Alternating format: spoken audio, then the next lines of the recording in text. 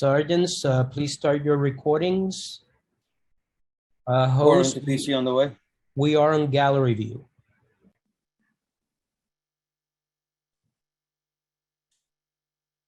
Just give me a second while we confirm the stream. Sergeants, please start your recordings. PC recording on the way.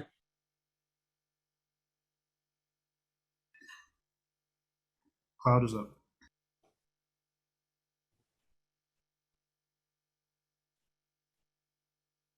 Okay, we're in speaker view. We can start now. Good morning. Welcome to New York City Council's remote subcommittee hearing on zoning and franchises. Everyone, please turn on your video at this time. Silence all electronic devices. All written testimony can be submitted to landusetestimony@council.nyc.gov. Again, that is land use testimony at council.nyc.gov. Thank you. Chair Riley, we're ready to begin. Good morning and welcome to a meeting of the Subcommittee of Zoning and Franchises. I'm Councilmember Kevin Riley, Chair of the Subcommittee. This morning, I am joined remotely by Council Members Abreu, Moya, Hanks, Carr, Bacha, Richardson Jordan, Ressler, Shulman, Farias, and Moya. Today, we will vote on rezoning proposals for 146-93 Guy R. Brewer Boulevard in Queens and 103 Lee Avenue in Brooklyn that were heard by the subcommittee on April 12th, and the 35-01 Vernon Boulevard in Queens and 2300 Crosby Avenue in Brooklyn that were heard by the subcommittee on April 26th. We will also hold public hearings on 1930 AD Avenue in my district in the Bronx and 145 Museum of Civil Rights in Manhattan. Before we begin, I recognize the subcommittee council to review the hearing procedures.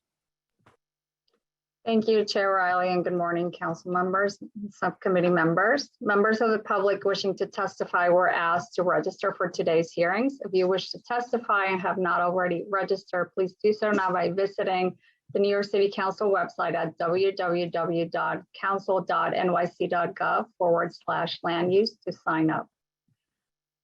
Members of the public may also view a live stream broadcast of this meeting at the council's website. If you need an accessible version of this presentation, of any of the presentations, shown today, please send an email request to landusetestimony, one word, @council.nyc.gov. When called to testify, individuals appearing before the subcommittee will remain muted until recognized by the chair to speak. Applicant teams will be recognized as a group and called first, followed by members of the public. When chair recognizes you, your microphone will be unmuted. Please take a moment to check your device and confirm that your mic is on before you begin speaking. Public testimony will be limited to 2 minutes per witness.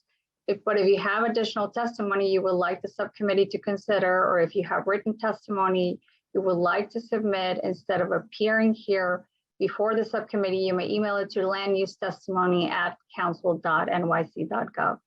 Please indicate the LU number and/or project name in the subject line of your email. During the hearing, council members with questions should use the Zoom raise hand function, which appears at the bottom of either your participant panel or the primary viewing window. Council members with questions will be announced in order as they raise their hands, and Chair Riley will then recognize members to speak. Witnesses are requested to remain in the meeting until excused by the chair, as council members may have questions. Finally, there will be pauses over the course of this meeting for various technical reasons, and we ask that you please be patient with us as we work through any issues. Chair Riley will now continue with today's agenda items. Thank you, Council. Today, we will vote to approve with modifications pre-considered LU 39 and 40 for the 146-93 Guy R. Brewer Boulevard rezoning in Majority Whip Brooks Powers District in Queens. The proposal will rezone an existing R3-2 to an R6A/C2-2 district and a related zoning text amendment to establish an MIH program area utilizing option 1 and 2. The council is modifying the zoning map amendment from the proposed R6A district to an R5B district to better reflect the surrounding community character of small 1 and 2 family homes. We are also reducing the rezoning area in the order to concentrate this denser new development at the intersection of two wide streets that, in recognition of the applicant's commitment to provide a community facility use, such as an urgent care medical office. The proposed C2-2 commercial overlay will remain in place over the full block frontage to bring existing business into compliance with zoning. I'll note that the council is in receipt of a letter from the applicant indicating withdrawal of the proposed text amendment, which is not applicable to R5B zoning district. Therefore, pursuant to Council Rule 11.60B, pre-considered LU 40 for the 146-93 Guy R. Brewer zoning text amendment proposal is hereby withdrawn and the application is void. Majority Whip Powers is in support of the proposed as modified. We will also vote to approve with modification pre-considers LUs 41 and 42 related to the 103 Lee Avenue rezoning proposal in Councilmember Ressler's district in Brooklyn. The proposal would rezone an existing R6 and R6/C1-3 to an R7X/C2-4 and establish an MIH program area utilizing MIH option 1 and 2. These proposals will facilitate the development of a new 8-story mixed-use building. Our modification will remove the 100 Lee Avenue site from the rezoning area in order to avoid incentivizing the direct displacement of numerous small retail and neighborhood services businesses currently located at that site. Councilmember Ressler is in support of this proposal as modified, and I would just like to allow Councilmember Ressler to give any remarks regarding this project.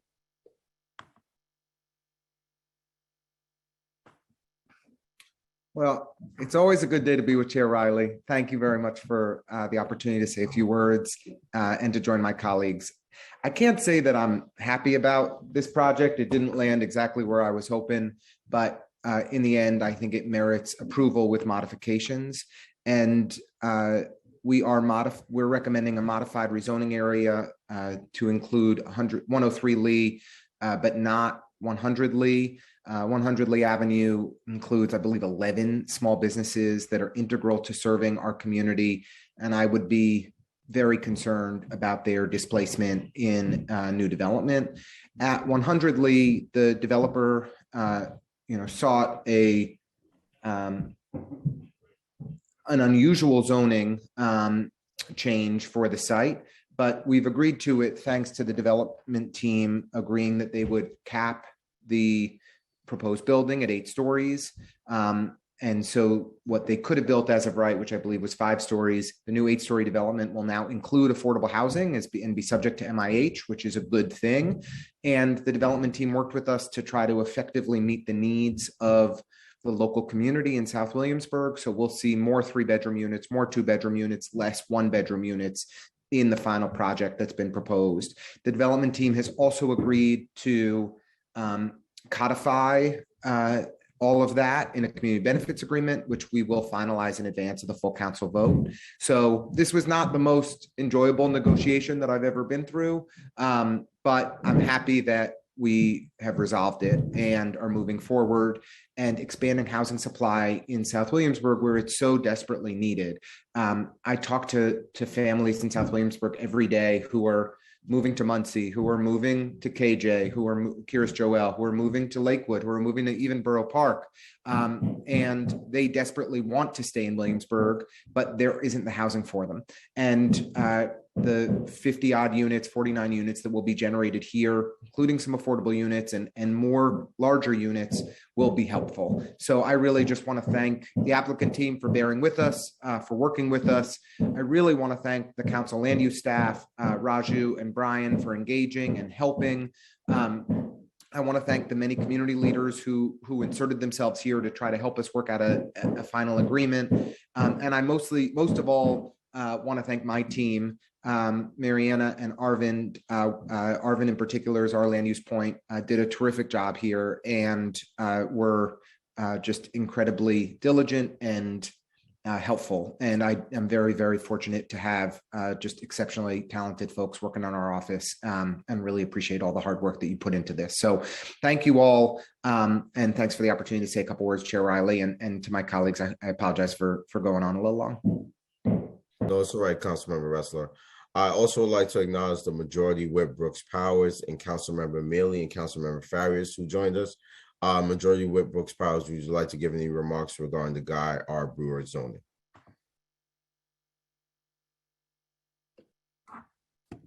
Yes, and good morning, everyone. Thank you, Chair Riley, for convening today's zoning subcommittee hearing.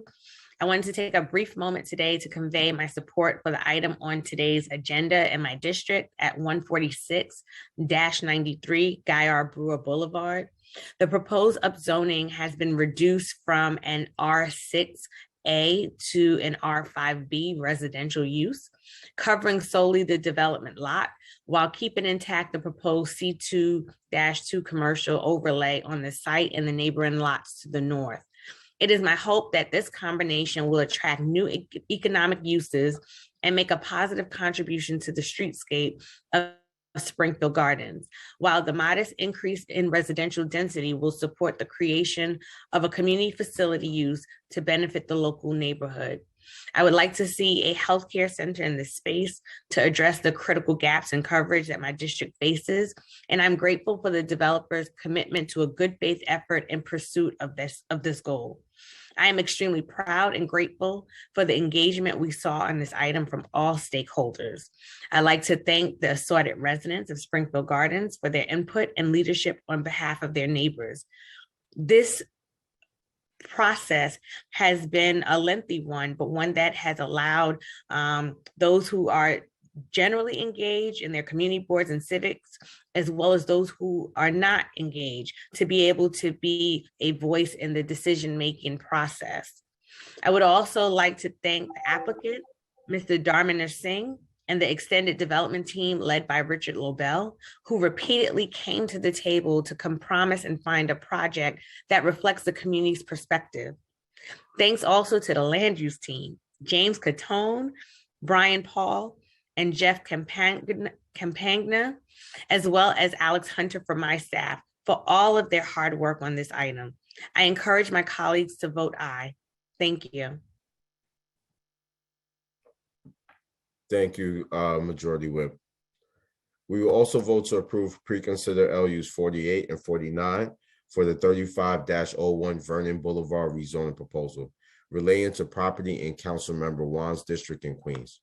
This proposal will rezone the existing R5 to an M1-4/R7A and establish a special mixed-use district, as well as establish an MIH program area utilizing option 1. Councilmember Wan is in support of this proposal. Finally, we will also vote to approve pre-considered LU 47 for the 2300 Crosby Avenue rezoning proposal relating to property in Councilmember Brandon's district in Brooklyn. This proposal would map a C2-4 overlay within the existing R6 district. Councilmember Brandon is in support of this proposal. Members of the subcommittee who have questions or remarks about today's item should use the raise hand button now. Council will announce in the order that the hands are raised. Council, are there any members are there any council member with questions or remarks at this time? I see that Councilmember Mealy has her hand up.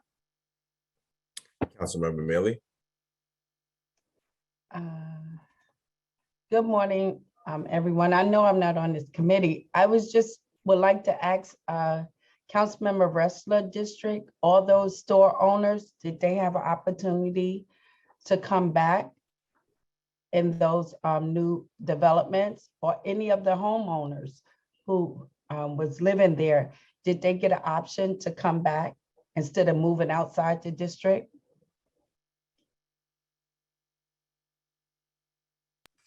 Thank you, as always, Councilmember Mealy. I really appreciate your thoughtfulness and concern. So the site that we are recommending for approval is at 100 Lee, did not have previous tenants. It was a vacant site. and they've begun construction. As of right, they could have built about 5 stories. And with the approval today, will allow them to go up to 8. And now, as a result of the approval today, there will also be affordable housing on site because it will be subject to mandatory inclusionary housing. The site across the street that we're recommending for that we're not including in the approved rezoning area includes the 11 small businesses. So we are avoiding their displacement and making sure that they can continue to stay and operate. We did not hear from the owner of 100 Lee during this process to know if they had any plans to sustain the small businesses coming back. And so as a result, we don't think it's a risk we're taking. Thank you. Thank you.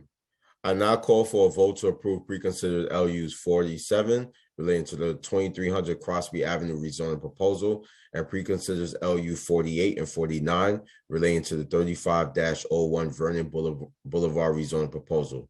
To approve with modification I have described, preconsiders LUs 39 relating to the 146-93 Guy R. Brewer rezoning proposal, and preconsiders LUs 41 and 42 relating to the 103 Lee Avenue rezoning proposal, and to file preconsiders LUs 40 also relating to the 146-93 Guy R. Brewer Boulevard rezoning. Council, please call the roll. Chair Riley, I don't know. Councilmember Moya,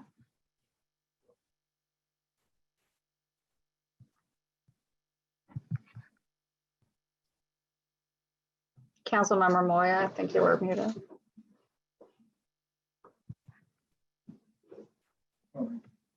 Councilmember Abreu, moving on, I'll call back on Councilmember Moya.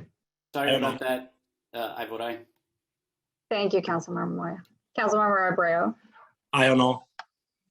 Councilmember Botter, I don't know. Councilmember Hanks, I don't know. Councilmember Schulman, I don't know. and Councilmember Carr.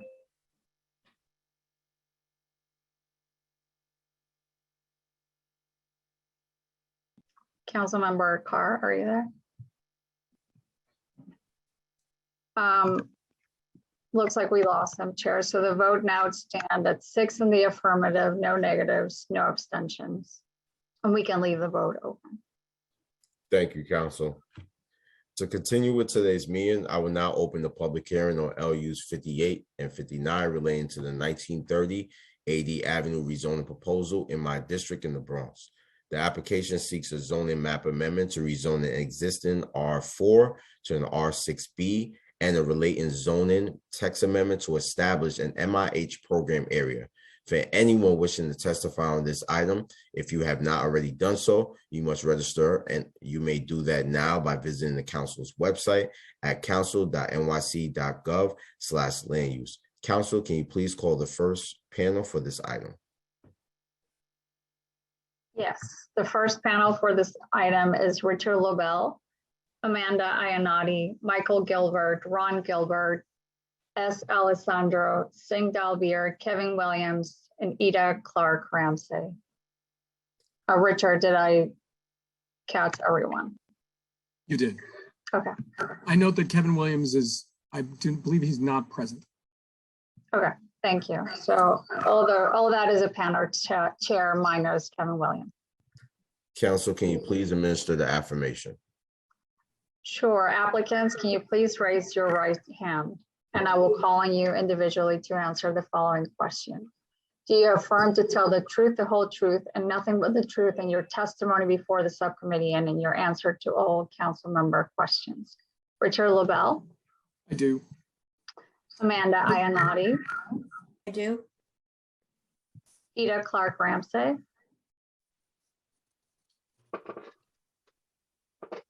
Sorry, I didn't catch that. Ida, are you there? Okay, thank you. As Alessandro? I do. And Michael Gilbert? Yes, I do. Thank you. Thank you. For the viewing public, if you need an accessible version of this presentation, please send an email request to land use testimony at council.nyc.gov. And now the applicant team may begin. Panelists, before you begin, I just ask that you please reinstate your name and organization for the record. You may begin.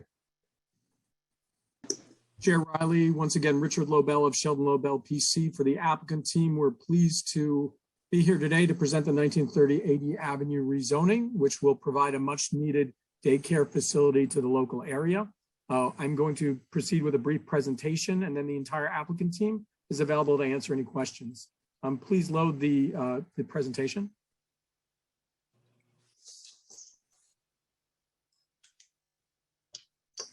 So while the presentation is loading, once again, we're here for the 1930 80 Avenue rezoning. Our presentation, yeah, with this.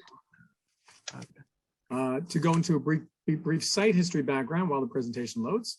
In 1963, the original building on this site was built as a manufacturing facility, and it was proposed to be altered in 1987. Next slide. That alteration would have provided a small enlargement on the eastern portion of the site. However, between the years of 1987 and 1995, it was enlarged without the benefit of approved plans and materials. And in 1995, a violation issued for the fact that the building was built out full to the lot line on 2 stories. The DOB violation persisted, and in 2017, the applicants obtained the property that seek to rezone the property in accordance with the following presentation. So the next page has a summary of what we're trying to do, which is to rezone 5 lots, one of which is the applicant's site, from the existing R4 district to an R6B district, which would permit the use of the site as a use group 3 community facility daycare for St. Gemwells, as Dr. Clark Ramsey is on the line with us and can discuss at the chair and council's discretion. In addition to this rezoning to R6B, there would also be a mandatory inclusionary housing text amendment to require that any redevelopment of the site or any of the sites included with the rezoning area would provide affordable housing. However, it is the applicant's current intent to have a daycare facility at the site. Next slide. So again, the proposed rezoning will facilitate the alteration, legalization, development of the 2-story building as a use group 3 community facility daycare center. What the R6B will do will be to facilitate the legalization of this existing non-complying building. The building is currently non-complying with regards to front yard, side yard, and lot coverage based on community facility bulk regulations. And the existing 14,000, approximately 264 square foot building would remain. Importantly, for the council to note, the proposal here from an R4 to an R6B does not change the underlying bulk in terms of square footage of the building. Both the R4 and the R6B would permit the 14,200 square foot building at the site. The difference here is that the R6B would legalize these yard conditions and coverage conditions. So again, it's a wonderful rezoning from our point of view, because what this will allow is for St. Gemwell Group Family Daycare to occupy the site. This is a beloved local institution which has been serving the Fordham Bronx Park community for over 17 years and will allow them to extend their services to this site. Next slide. You can see in the circled area, the area of the rezoning, which is more directly focused on the next slide, the tax map, which demonstrates the R6B. Can you load the next slide, please? The R6B and the duration of that R6B. The site itself is roughly 7,000 square feet, just short of 100 feet wide. In addition, these adjacent sites would be included within the rezoning area. Next slide. So regardless of the applicant's plan to have a daycare facility at the site, an R6B zoning would be merited here regardless, given the fact that you have a wide street and 80 Avenue here at 80 feet wide. You also have the fact that there is an R6 district to the east of the property across the inland thruway. This is an area where similar types of zoning and building types are not unknown. So there is there's a strong preference in this area in terms of land use, which would justify the R6B. Here, however, what you see is what you get, and the building, as we will discuss in the plans, would remain largely unchanged. In fact, a portion of the roof of the second story would actually be reduced in order to legalize lot coverage at the site. Next slide. So the next few slides have pictures of the site. You can see in the foreground several shots of the existing facility. Again, a fairly standard two-story institutionalized building. So if you want to just page through the next few pages, you can just see the site. Again, we're looking forward to being able to redevelop the site in terms of beautifying the site, the outside of the building, et cetera. And I think to conclude the presentation, we would look to two slides. The first would be the next slide. The next slide shows the sum of the work that would be going on this building, which is, if you look in the lower left slide, you see a portion that says two-story. That's an existing two-story portion that's at 25 feet tall. And in order to comply with lot coverage regulations, that ceiling would be reduced by 2 feet to be 23 feet, which would come in under permitted obstructions within the proposed R6B. So the only change to this building would be to lower that corner by 2 feet, after which point we would be able to legally occupy the building with a community facility use and to proceed to a certificate of occupancy. If you want to page through the rest of the slides, you will see typical floor plans and layouts for a classroom and administrative area for St. Gemuel's. And then finally, I would just note, if you want to go to the last slide. So the last slide demonstrates that Michael and Ron have done previous developments in terms of daycare centers. Is that the maybe? Well, there we go. And so, including in the Bronx. And so, the external facade of the building would be reconfigured so as to provide an inviting environment for young kids and professionals who will be attending the premises and using it as a daycare facility. So I think in conclusion, we're hopeful that the council and Chair Riley, in whose district the building is, will be able to support the decisions of the Bronx Borough President and importantly, Community Board 12, who basically demonstrated that through their votes that quality daycare and accessible daycare is important for residents of the area. And we're excited to proceed with the project. And with that, the entire applicant team is happy to answer any questions. Thank you, Richard. So I did speak with my community board and they did express that concern that potentially for the project site to be redeveloped as a non-school function in the future is still an issue. Having a daycare is very important and childcare is very important in the community. But I do think having that potential project site turn it into a non-school function would be a huge issue within that community, which is my community within the valley of my district. That's what we call it in the district, called the valley. What can you do to kind of address that concern for me personally, because it's a few blocks away from me and my community's concern about this issue? Thank you, Chair. So at the hearings, particularly the community board hearings, we were presented with the discussion around the valley and the sensitivity there to height. And so it was clear that the area did appreciate St. Gemuel's and wanted the application to proceed, but did not want a potentially reconfigured building at the site, which would permit under the R6B a total of 5 stories. So the discussion at the time was whether or not the applicant would willingly enter into a restrictive declaration to be recorded against the site, which would cap the height of that building. And so the discussion was around height because they didn't want a really tall building there. So I think what we settled on, and we exchanged documentation at the time and are happy to enter that into the record going forward.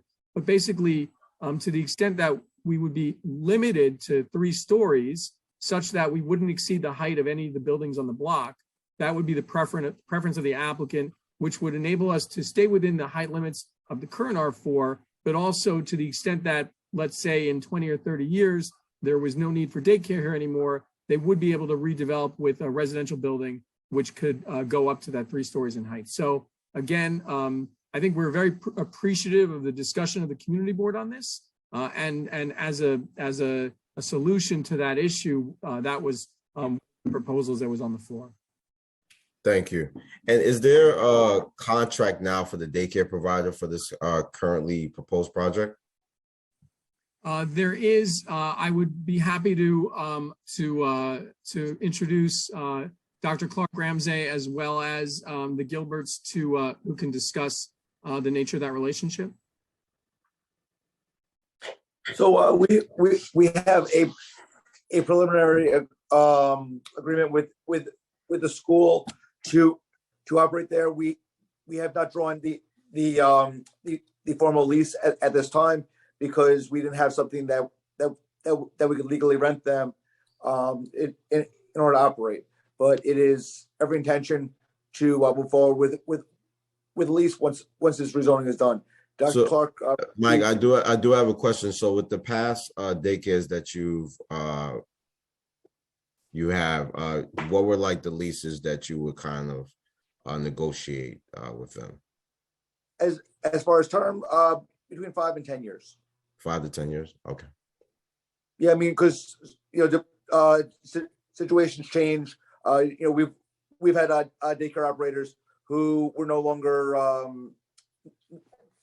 viable for and able to get city programs. So it no longer work for their use. So we went up replacing them with someone who was able to, like the one that was pictured in Middle Village. The operator was no longer able to get universal pre-K.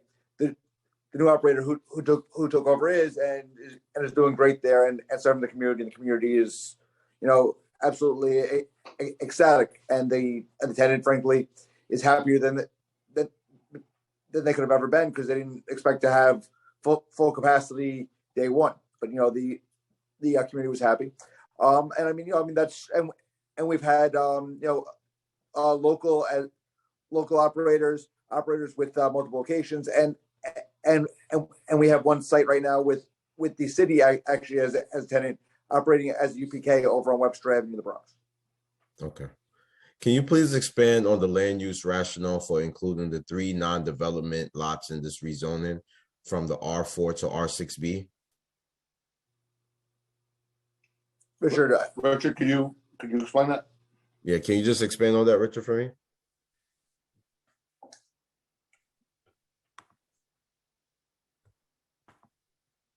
Richard? Thank you. I was unable to unmute. Okay, so thank you for that, Chair. The land use rationale is as follows. So when we discussed this with city planning, the applicant is responsible for setting forth a land use rationale as to why not only the proposed development site would be included, but potentially other sites. So in the 3 adjacent sites on this block, you've got a condition where you've got 80 Avenue as a wide street at 80 feet wide. And so when we look to potential rezonings and potential upzonings, we look to whether or not there's good access to the site in terms of a wide street. That exists here. The other thing to note is that all 3 properties exist with residential square footage, which exceeds what would be permitted under the R4, but does not violate the R6B regulation. So each of those buildings would become complying in the R6B. So another hallmark of a land use rationale, of a meritorious rationale, is if the rezoning would essentially create address and cure non-compliant conditions. So we understand the sensitivity to including other properties in the rezoning. And so these properties themselves, when you look to the nature of the construction here, and particularly the fact that they are overbuilt under current law, it's unlikely that any of them would redevelop. But we are sympathetic with the opinions as have been expressed by certain community stakeholders who want them excluded from the rezoning, but those are the valid reasons why we did include them. We have no interest in those sites. It was merely a matter of the applicant's land use rationale. Thank you. And lastly, what is the potential community benefit of pursuing this action, Richard?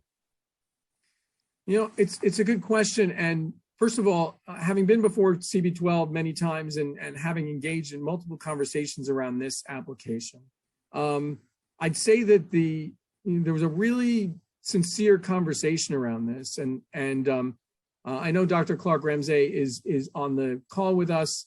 I'd actually be happy, Chair, if she would say a few words, because I honestly think that the value of having St. Gemuel's at this site and the reliance of the community on a local daycare provider who is trusted and who has been literally raising children in this community for years.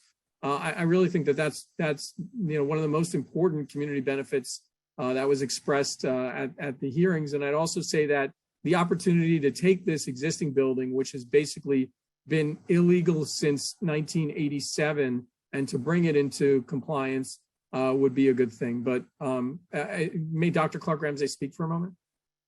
Yes. Council, is Dr. Clark sworn in? Dr. Sorry, Clark? Chair. What was the question? Sorry, apologies. Is Dr. Clark on? Dr. Clark? Let me check. I thought she was on. Dr. Clark, are you there? Yeah. And she's unmuted. We can hear you now. Thank you, Chair. Thank you for having me.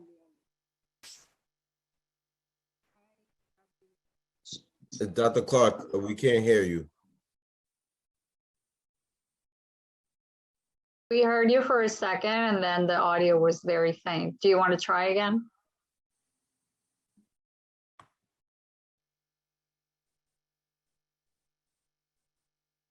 We still can't hear you, Dr. Clark. No, we still can't hear you. I will tell you, Chair, while unsure about Dr. Clark's audio, but I will tell you that that St. Gemuel's has other locations in the area. Dr. Clark Ramsey was recognized by the community board as being a valued member and stakeholder in the community. And so I'd say with regards to community benefits, the most important one was to be able to provide high quality daycare to members and residents in the Valley. I still would like to visit a site just so I can see for myself.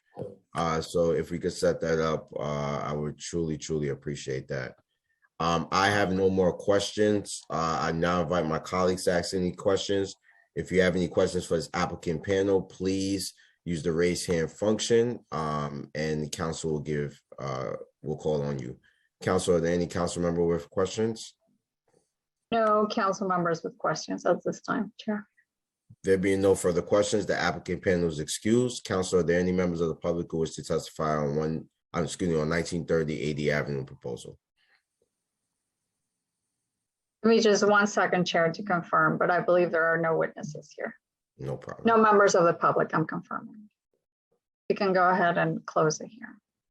There being no other members of the public who wish to testify on LUs 58 and 59 relating to the 1930 80 Avenue rezoning proposal, the public hearing is now closed and the items are laid over. Now, I will now open the public hearing on the pre-considered LUs 53 through 57. Chair, before we continue, I think we have a council member Carr and Chair Lewis here. I'm so sorry. I got excited real quick.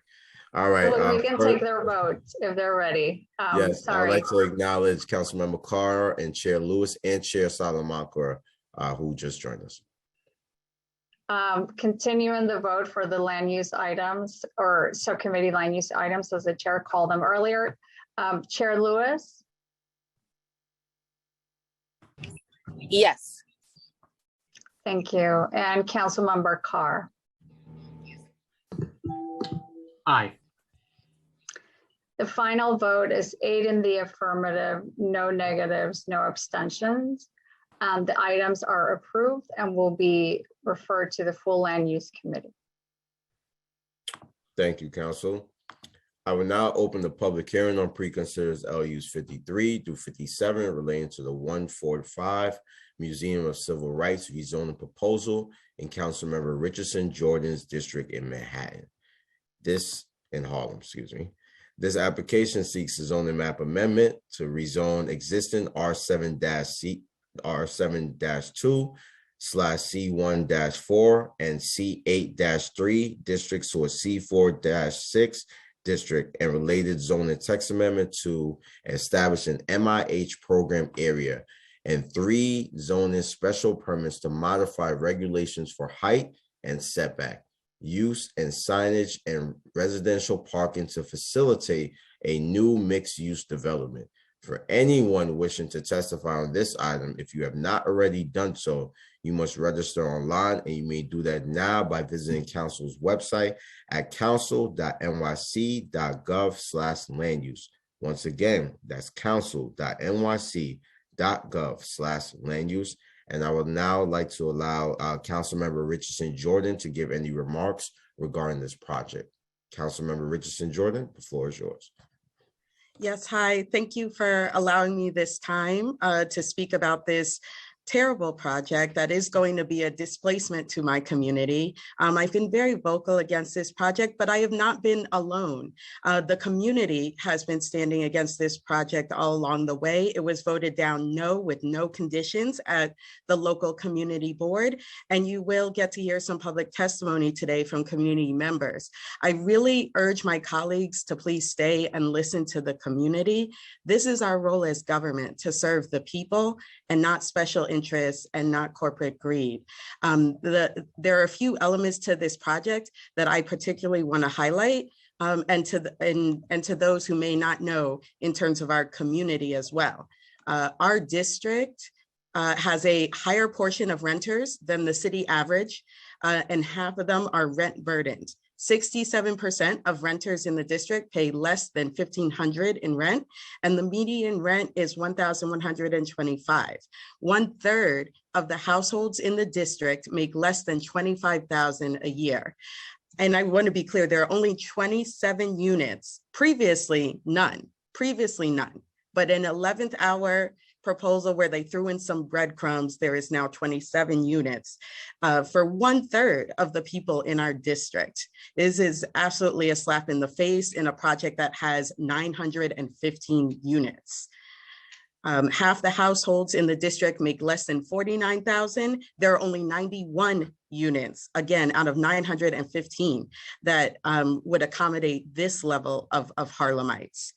And, you know, if I might be so generous, there are some Harlemites, very few, approximately 1 in 10, who can afford higher AMI levels, the MIH defined affordability, and in some cases, market rate. So all in all, we're looking at a project that 2 out of every 10 Harlemites could feasibly hope to live in. And all of this for a massive upzoning. We are an area that has experienced extreme displacement. We lost over 10,000 Black residents of Harlem in the last census. We lost all income brackets, particularly low income, those making $20,000 to $30,000 a year, those making $30,000 to $40,000 a year. This is the displacement that we're fighting in our community. We are the last Black community on the island of Manhattan, and we need to take a stand. So if I sound, you know, angry about this, it's because I am. There have been multiple attempts to reach out and have an open meeting with this developer, which have been turned down. They do not want to work in and with community on this project. And I am asking that they pull the proposal. This is something I've asked all along the way, that they pull the proposal, return to the table, do something that is for community if we are going to have such a massive upzoning. It is unacceptable to have something so massive without community input and with so much community disapproval. And I urge my colleagues to vote this down. Yes, Karen. Thanks, Councilmember Richardson Jordan. Council, can you please call the first panel for this item? Yes, Chair. The panel for this item is Greg Pasquarelli, Tristan Nadal, Bruce Teitelbaum, Riley McPhee, Roberto Otero, Valerie Campbell, Paul Silver, Lynn Doe, and Jennifer Morris. And applicants, let me know if I missed any of you. No, I think that's everybody. Okay, so can you please raise your right hand and I will call on you, each of you, it's individually, to answer the following questions. Sorry, Chair, I went ahead and I'm going to call on them on the oath. Go ahead. Do you affirm to tell the truth, the whole truth, and nothing but the truth in your testimony before the subcommittee and in your answer to all council member questions. And I will call on the ones that I mentioned that are actually in the hearing right now. So starting with Tristan Nadal. Yes. Riley McPhee. Yes. Jennifer Morris. Yes. Valerie Campbell. Yes. And finally, Roberto Otero. Yes. Thank you. Thank you. For the viewing public, if you need an accessible version of this presentation, please send an email request to landusetestimony@council.nyc.gov. And now the applicant team may begin. Panelists, as you begin, I just ask that you please reinstate your name and organization for the record. You may begin. Thank you. Tristan Nadal here representing the sponsor. And thanks everybody for joining us today. 5 or 6 years ago, the sponsor purchased an approximately 70,000 square foot, partially vacant commercial lot along 144th and 145th Street in Central Harlem, with the intention of developing it as of right, which includes market rate residential and self-storage. Instead, it was decided for a variety of reasons to pursue a re-entitlement and upzoning of the property, which led us to the opportunity here today to share with you a plan we feel is distinctive and impactful. So thanks again for your consideration and time. We believe our 145 project is not only right for Harlem, but has significantly citywide implications that merit this body's support. I'm joined today, as mentioned, by our architect from Shop Architects, Roberto Otero, Land Use Council, Valerie Campbell from Kramer Levin, who will take you through the particulars of the project, and I'll close by telling you about some of the community benefits. First, I just wanted to set the stage a bit. Over the past several years, and especially the last few months, we've spent a lot of time conferring with and listening to community residents, elected officials, leaders, and other stakeholders in the neighborhood, which has led us to revise our plan in some very significant ways here. Some may think we've fallen short, but we feel we've meaningfully changed our plan in attempts to meet the needs and concerns that have been expressed to us as best we can. High level, we're proposing to convert a partially vacant commercial lot, which now houses, among other things, a gas station, liquor store, and zero residential housing, into a forward-thinking, resilient, and sustainable development that serves the needs of existing Harlem residents and hopefully can help reverse years of disinvestment and redlining. We're proposing to build over 900 homes, 40% of which would be made affordable to a cross spectrum of folks, including union members, seniors, and others. That's an increase of about 150 affordable homes from what we originally proposed. Given the lack of available rental units really everywhere in the city, but especially in Manhattan, combined with rising interest rates, supply chain issues, and the rest, I think we know the residential market rate is only going to continue to tighten, and hardworking New Yorkers are going to find it harder and harder to find nice homes that they can afford. So there's really no more urgent issue that affects every corner of the city than shortage of housing. And this project's success or failure will mean a great deal, not only for Harlem, but for other similar neighborhoods in the city. So we think 145 will help. It's not going to solve the problem by itself, but its impact will be significant. Importantly, too, 145 will create New York City's first geothermal green energy district to address climate change and environmental injustice, and could help set a citywide trend in that effect. It'll create jobs, youth internships, career training, economic development, and revitalize an important area in Central Harlem, which will provide amenities and services that other communities take for granted. We feel it's a great example of a new paradigm of inclusive and sustainable development for neighborhoods that have endured years of disinvestment. It's a $500 million plus private investment in a community that's going to create over 900 new homes, 370 affordable units, New York City's first green energy district, thousands of jobs, access to first-rate healthcare, opportunities for minority and local residents, and space for local CBOs. We believe it's worthy of your support on the merits, and that's what we're respectfully asking from you today. And just to address a couple of the council members' comments, we have diligently been reaching out to meet with Councilman Richardson Jordan to discuss this revised proposal, seeking her feedback, and we have not been able to do so, but we continue to want to work with the council member on this proposal that we think is now responsive and addressing many of the needs of the neighborhood, which we'll get into now as I'll hand it off to Roberto.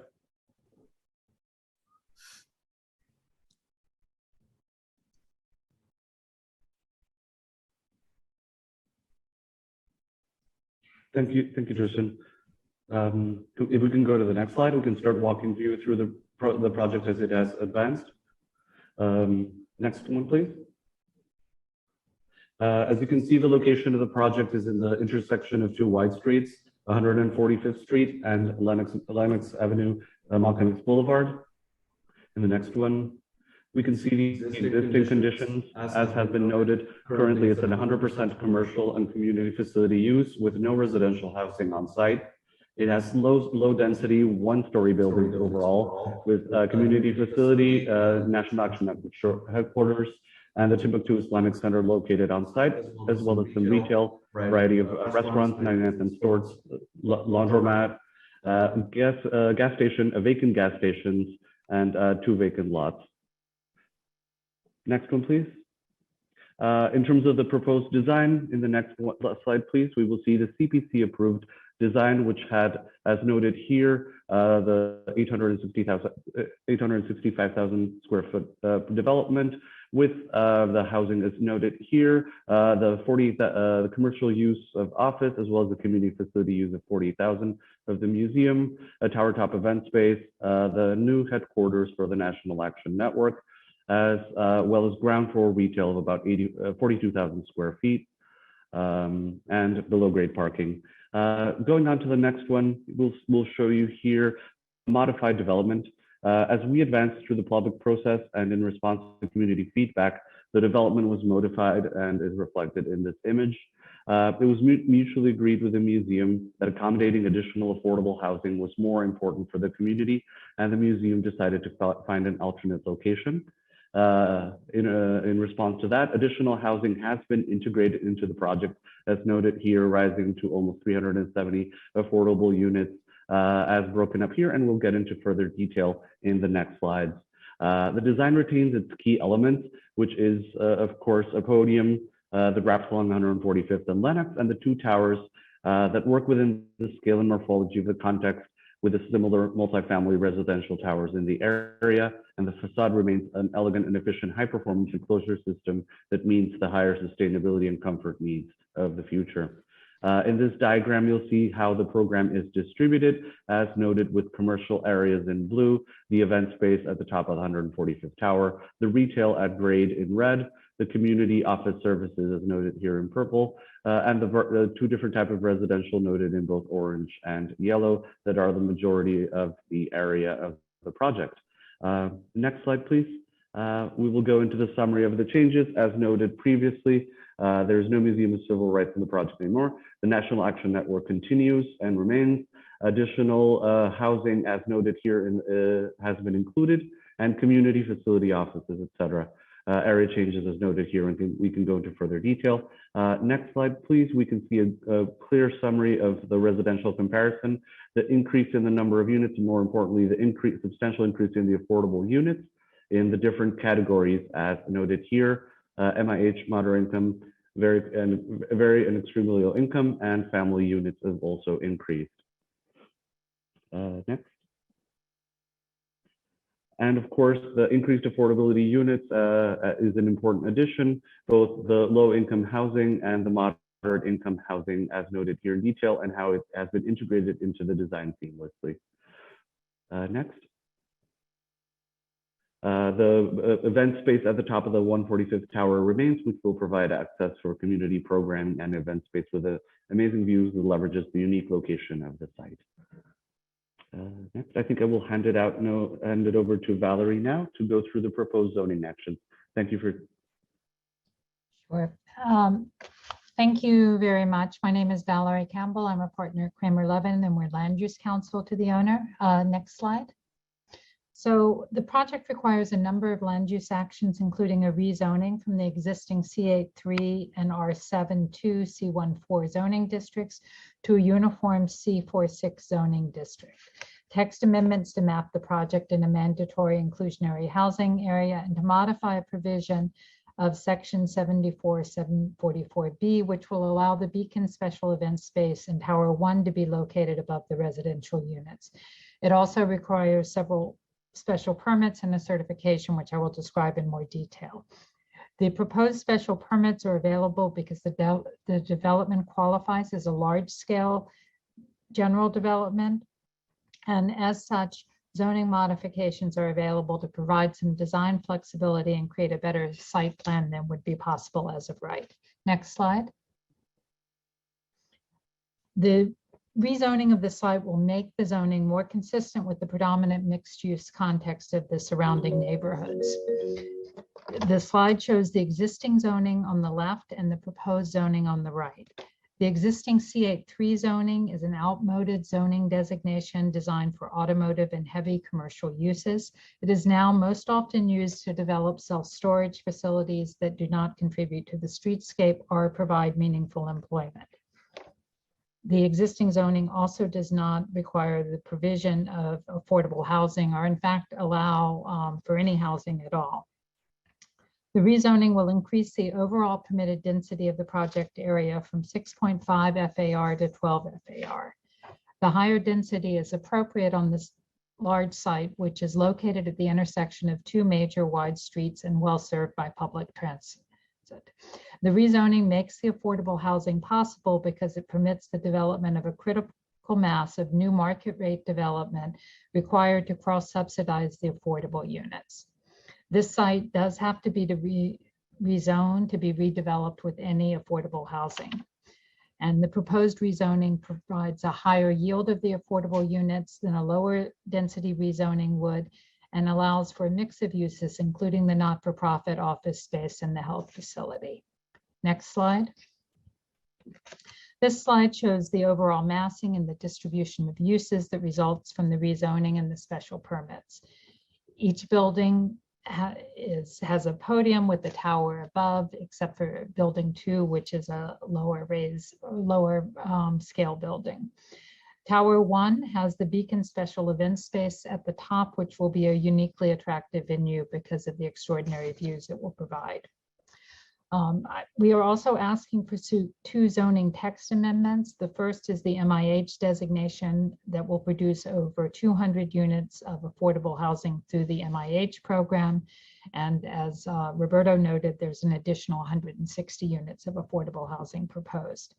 The second text amendment is an amendment that allows the Beacon space to be located over a floor with residential units, provided that an acoustical barrier is provided. Next slide. Now, special permits. We need a special permit to modify the height and setback regulations for Tower 1 because the Beacon Special Event Space is located in an area of the tower that penetrates the sky exposure plane. Except for the location of the Beacon space, Tower 1 would otherwise comply with the applicable setback and coverage regulations.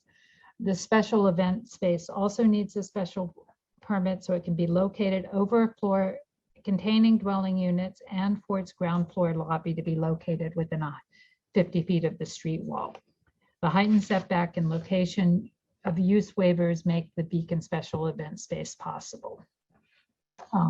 We think that it will serve the community by providing a unique venue in Central Harlem that will keep local dollars in the community and bring outside events to the facility. We are also asking for a special permit to reduce the required parking for the market rate residential units. The proposed reduction is from 40% of the units to 20% of the units. This means that approximately 124 parking spaces would be provided in the project. We think this will meet the needs of the estimated 15% of the residential unit occupants who will own cars. The area is also well served by off-street parking facilities and has good access to mass transit. The parking reduction also allows for more retail space to be provided at grade. Now that the museum is no longer part of the project, we are not requesting any signage waivers for this use, and we are also not requesting a waiver of the retail continuity requirement, which was a certification that was necessary because of the museum frontage. Next slide. Okay, the project also requires a certification to allow a curb cut on a wide street and an additional curb cut on a narrow street. That's at West 144th Street. The curb cut on West 145th will be used for loading, and there will be 2 curb cuts on 144th to access both loading and the parking, the required accessory parking. The curb cut will ensure that there are the correct number of loading bays for retail uses. It will minimize trucking activity on West 144th Street, and it will allow for garage access. Next. I think we are now moving on to the section. Tristan, are you taking this section or is Bruce?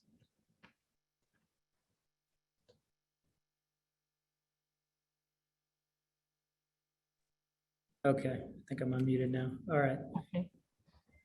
Yeah, to close, I just wanted to walk through some of the aspects of the project, we think will be beneficial to the community. Next. As I mentioned at the top, this project is really responding to a local and citywide housing crisis. Rents now far exceed pre-pandemic peaks, and supply is hundreds of thousands of units behind. We've heard feedback from folks in and out of the community about the need for more housing and at various income levels. So our new plan tries to address that by creating about a third of all the housing built in this district over the past decade, and 5 times more affordable housing than MIH has produced since its inception in the district, for a total of about 370 regulated units. The range in income bands of populations that we're hitting represents a diversity of incomes in the district and the city at large, creating a place where residents of all types can live in one building together. And just to address who this is targeting, about 300 of these units are at 60% of AMI or below, for an average of. And according to the census data, that is affordable to over 50% of folks in this district. So we think, which is about 30,000 households. So we think this is addressing a lot of the need in the neighborhood, including those in moderate income levels who want to stay in the neighborhood. And we've also increased the amount of family size units in response to feedback we've received to over 30% of the total, which is 50% more than a project like this would typically have. Next.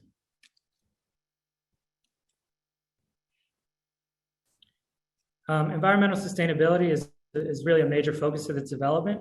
We're creating a unique green energy program based on geothermal technology that'll reduce the amount of carbon created from the building dramatically. This basically means cleaner air, better health for everyone in and around the project, especially in an area that suffers from the highest rate of chronic respiratory disease in Manhattan. We're also working really hard to create the city's first district-wide green energy improvement district that would provide cleaner, safer, more comfortable heating and cooling services to other buildings in the neighborhood that would be able to tie into the system for no charge. This is something we think can be replicated throughout the city and responds to citywide calls for action combating climate change. Next.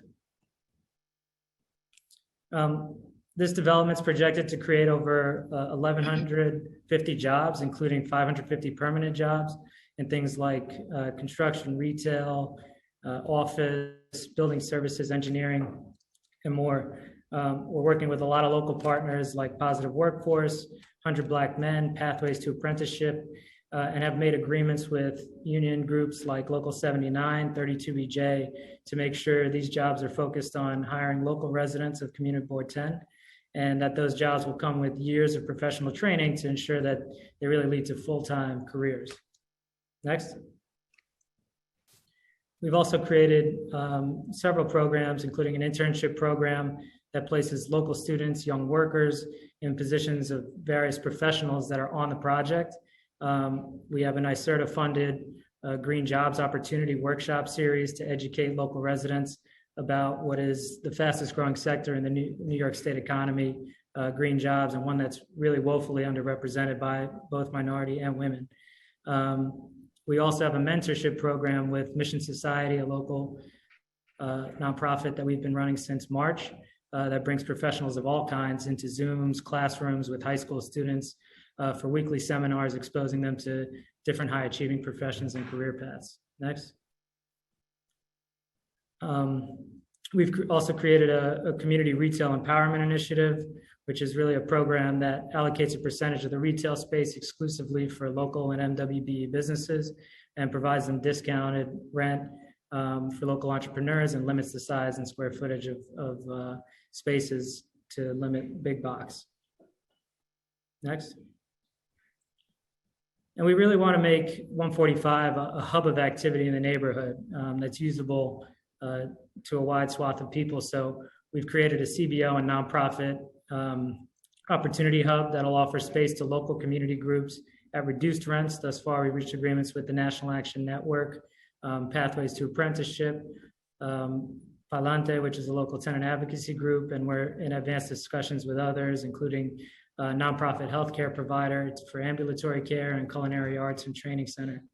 And we're also making multi-million-dollar improvement to the Charles Young Playground, which is located across the street. Next. So in sum, we feel this plan is really responsive to the needs of the Harlem community and other similar communities across the city.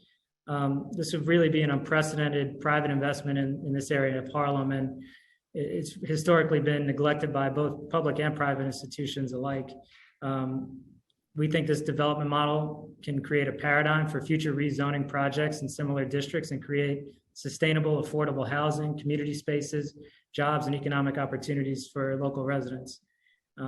So we thank you all for listening, and I'll give it back to Chair. Thank you so much. And I'm just going to ask a couple of questions to the applicant team that I'm going to turn over to Councilmember Richardson Jordan for her questions. You may have covered some of my questions in the presentation, but I just would like to ask them just so you could confirm them for the record. The height and density of the project at this location has raised concerns throughout the ULURP, from the community board to the borough president to city planning commissions, with requests to scale the development down to be more contextual with the surrounding neighborhood. How are you addressing these concerns? So to address the height, this original plan started out about 150 feet, I think, higher than the plan we had. We listened to folks over the years to bring it down to the current level and even out the height of the buildings and present them more conceptually with buildings in the neighborhood. Esplanade Gardens is a similar number of stories, and some of the other large residential communities in the area. We believe it is contextual on a site that is at the intersection of two large streets on top of a train station. So if there were a place for density, we believe this is appropriate. We also have addressed some of the concerns about congestion, which we felt largely were stemming from the inclusion of the museum, which may create a large number of tourists. We've obviously changed that use and also addressed additional affordable housing while doing that. So we have tried to be responsive to that. We believe the density we have now is warranted and needed to create the amount of community benefits and affordable housing being created here. How did you come to the decision to add the senior housing component to the project? Is that addressing a specific community need? Yeah, it is something that we've heard a lot about as a need in the area. It's an aging population. So it was our hope to target particularly vulnerable seniors in the area at very and extremely low incomes. Can you explain how the updated affordability compares to what was previously proposed in terms of both numbers of units and levels of affordability? Sure. I think we could maybe bring up that slide. I don't know if, who's controlling, but I think maybe around slide 18 or so we had a comparison.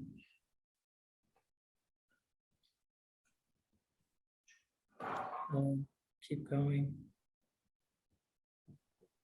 Sorry, keep going up.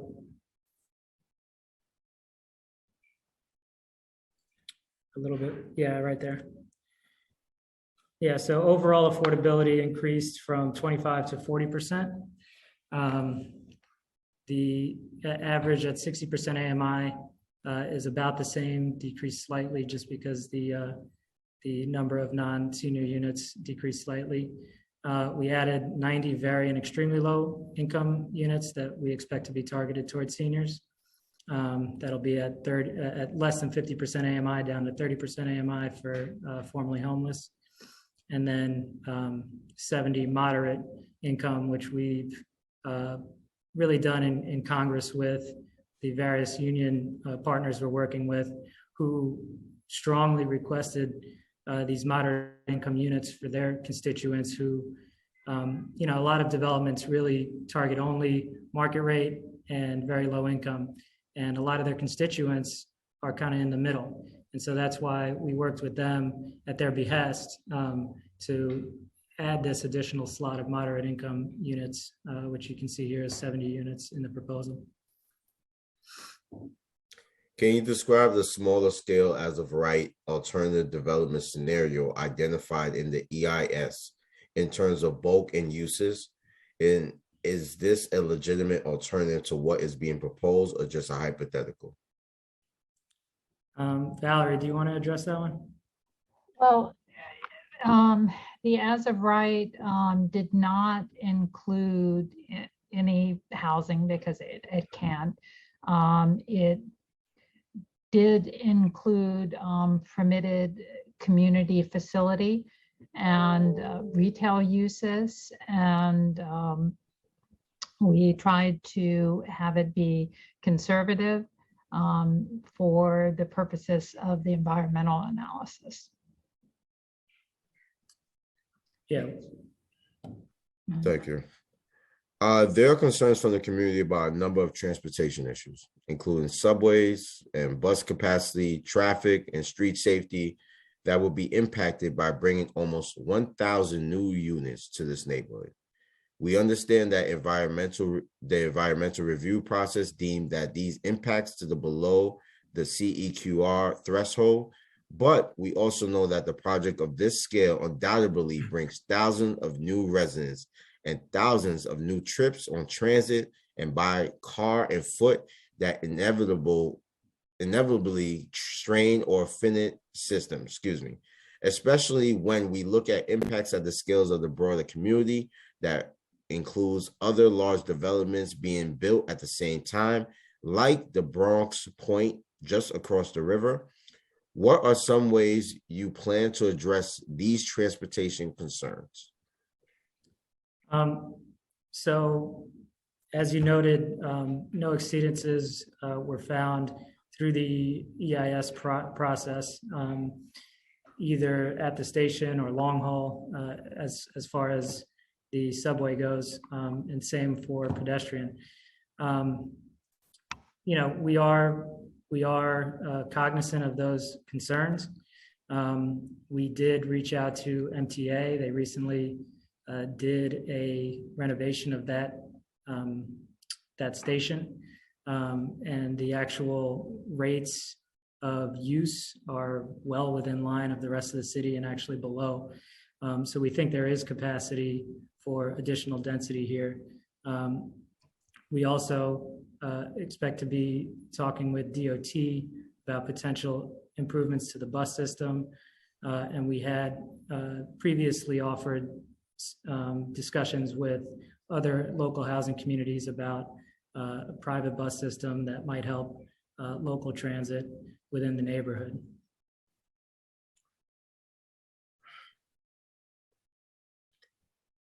I'm going to ask one last question, then I'll pass it over to Councilmember Richardson Jordan. Do you have an agreement with existing commercial tenant on the property, and will they have will they have a guaranteed right to return? And if so, will you guarantee them below market commercial rent? So we have reached agreement, as I mentioned, with the National Action Network to return to the site. We are in advanced discussions as well with Sweet Mama to return to the site. We have reached out to all other tenants at the site and discussed with them what their needs and requirements and requests are, and whether they want to come back, whether they'd like to move somewhere else, which we've helped them do at our own cost. For example, the Timbuktu Center would like to buy their own townhouse for their constituency. And we've actually gone ahead, because of some of the Sharia law issues they have, agreed to purchase a townhouse for them and finance it so that they can continue to operate in the neighborhood in the fashion that they'd like.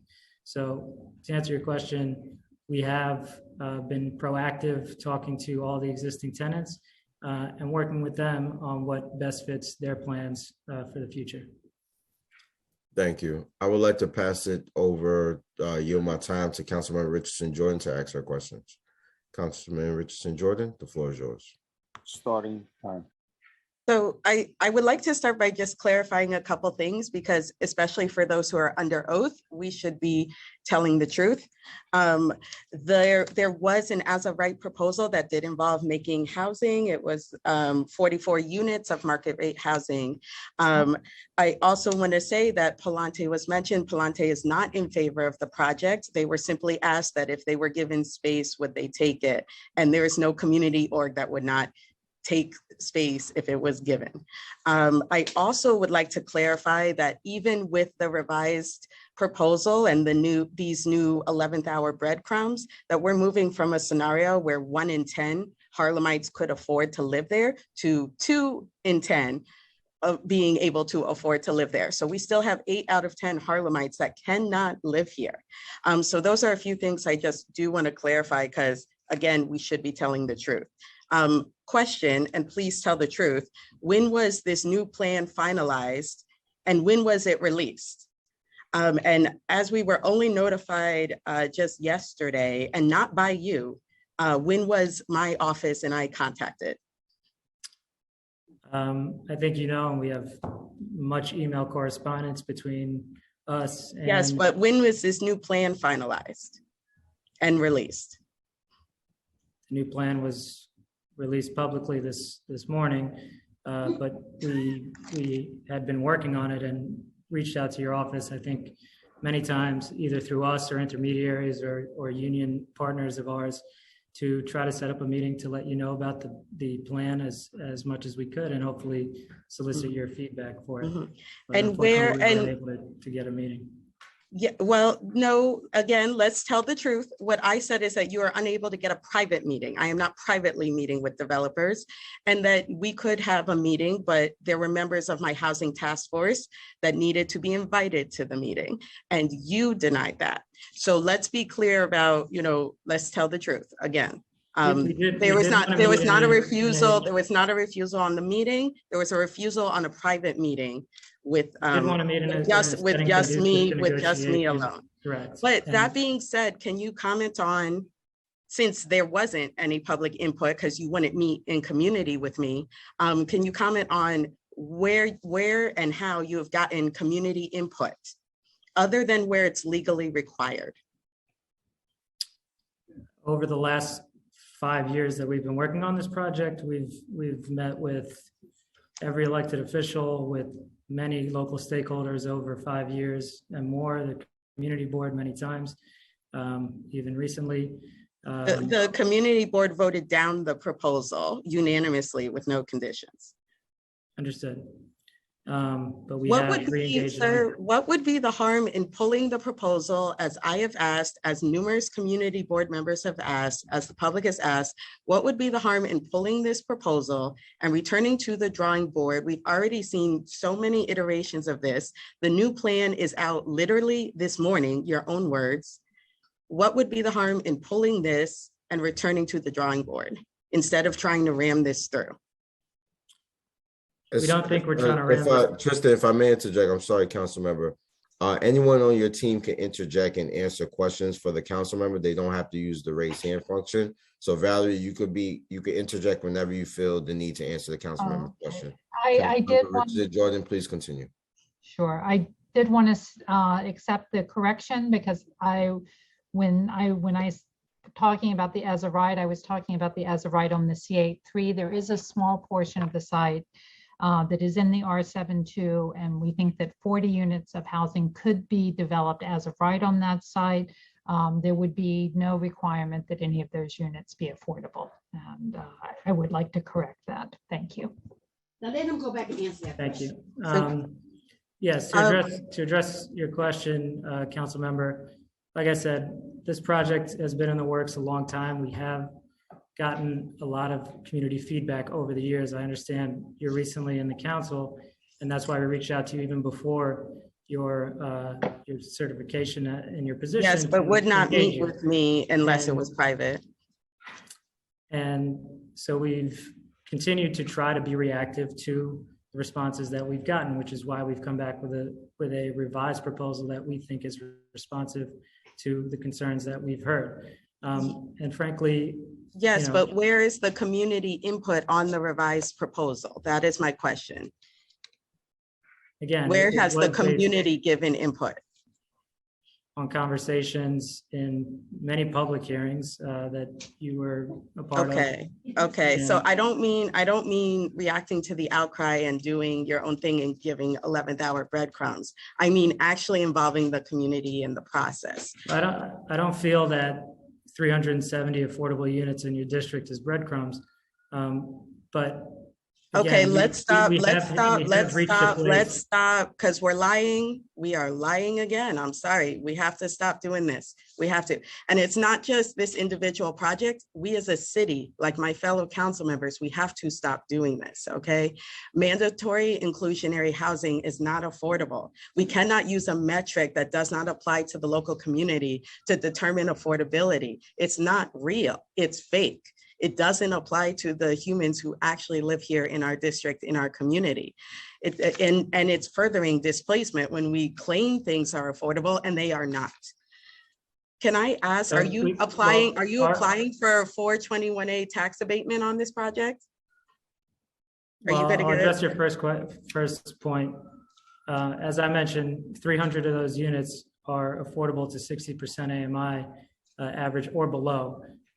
Which according to census data is affordable to over 50% of the households in this district, which is over 30,000. That is not true. We believe, I'm just going by census data, but I do believe that that is impactful and reaches the folks in your neighborhood. And that is not true, sir. That is not true, sir. Harlem has experienced extreme displacement. We have experienced violent gentrification. If you take the census data from the most recent census, then you are incorporating in new transplanted Harlemites. I am talking about longtime Harlem residents. I am talking about the people of the community. This is not 60% AMI is not affordable to the people of the community, and we should stop lying about that. 1 in 3 makes $25,000 a year or less. Half the community is making $49,000 or less. So this is, I'm representing the stats. I'm representing the stats of longtime Harlemites and not the stats of new gentrifiers with an inflated number that is skewed by MIH because you are working to make money. I got it. I got that you're trying to inflate the numbers. I'm just saying that I see it. And the public sees it too. The people of Harlem see it as well. And I'm asking my colleagues to please see this too. I have other questions, but I don't know, since there's no truth. Okay, did you study the racial impact of the area? Let's ask that. Was there a study around the racial impact of this project on the area? A racial impact study, no, was not completed. For 915 units, no racial impact study. Councilmember Richardson Jordan, can I ask that you ask 2 more questions? I'll allow the other colleagues to ask questions. Then I'll come right back to you for a second round. You know what? That's okay. My colleagues can ask their questions. All right. So just wait on. I'll come right back to you for a second round. Okay. Council, can you please call on the next council member who has a question? Yes, I'll just announce the council members in the order in which they raise their hands. So first I have Councilmember Abreu to be followed by Councilmember Schulman, to be followed by Councilmember Farias. Councilmember Abreu. Starting time. Yeah, so my first question is to the panel, to the applicants. What is the average AMI in Harlem based off of the standard that the council member mentioned, longtime Harlemites who've been there for, let's say, 10 years or more? I don't have data parsed that deeply, but based on years living in the district, but it's about $60,000.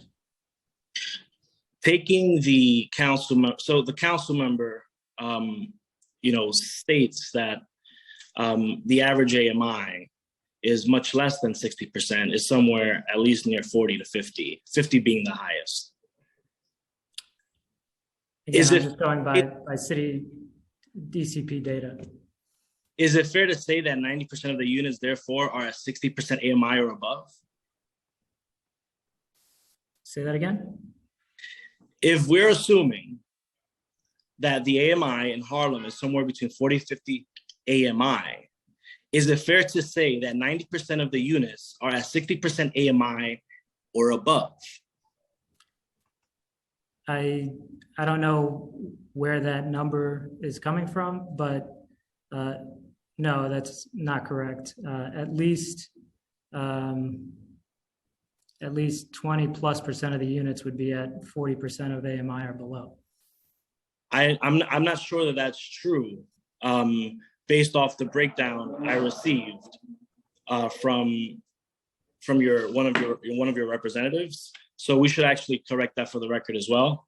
My other question is, and this has to do with labor, why have you not made a commitment to build a 100% union as the Blood Center did? Are you taking any steps to address the concerns raised by the Carpenters Union? Yeah, we've already made deals with Local 7932BJ. Referring to Carpenters Union specifically, and whether or not it'll be 100% union. So we have not committed to a 100% union project. I don't think that is feasible to do in this neighborhood, given the rent levels and the amount of affordability we're trying to provide. We've got to, unfortunately, we can't respond to every single need. We're trying our best to do that, but we're trying to provide a high level of affordability. And we've engaged with the Carpenters. We met with them several times, and we actually continue to reach out to them now to meet with them, and we are very open to bidding to them. We have not struck a deal with them, as you know, but we ruled any of them out of the equation. Yeah, my understanding is you refuse to come back to the table. But that being said, my takeaway. I'm sorry, Councilmember. That's not accurate. And actually, in our conversations with them today, it sounds like there may have been some internal wires crossed based on our communication, because we did sit down with them in May of 2021, again in January, for an update and let them know we'd keep them apprised of where we're going with the project, and particularly when we go to buy out construction. It was a friendly conversation and hadn't received any correspondence from them since then. So,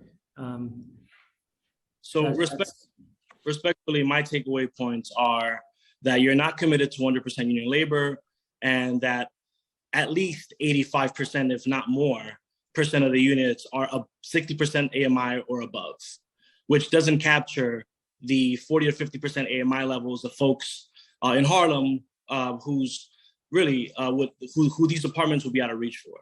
So I would like to see in this project deep affordability and 100% union labor to have my support. Thank you so much.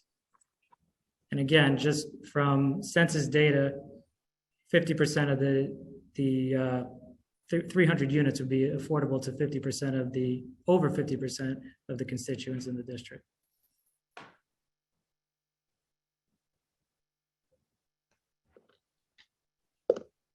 Thank you, Councilmember Abreu. Next up, Councilmember Shulman. Starting time.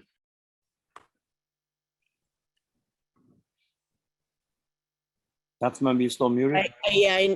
No, I'm not now. I should be fine. Chair Riley, thank you for holding this hearing today. I want to reiterate a little bit of what my colleague, Councilmember Breyu, said about 100% union. The Carpenters did tell me as of this morning that they had severe concerns. The other question I have is nothing was mentioned during the presentation about prevailing wage. So I wanted to know where you were with that. As mentioned, the unions that we've made deals with, 32BJ, Local 79, will be prevailing wage positions. All right, well, I urge you to please talk to the other unions as well. I understand you have the laborers. So my other question, different question. I know that the community board voted unanimously against the project. I did note that the Manhattan Borough President also voted to disapprove with conditions. I've read all the conditions this morning and didn't hear you address any of those conditions in the presentation. So I want to know where you were with those. We have briefed, again, the community board and the Manhattan Borough President's office of this new plan.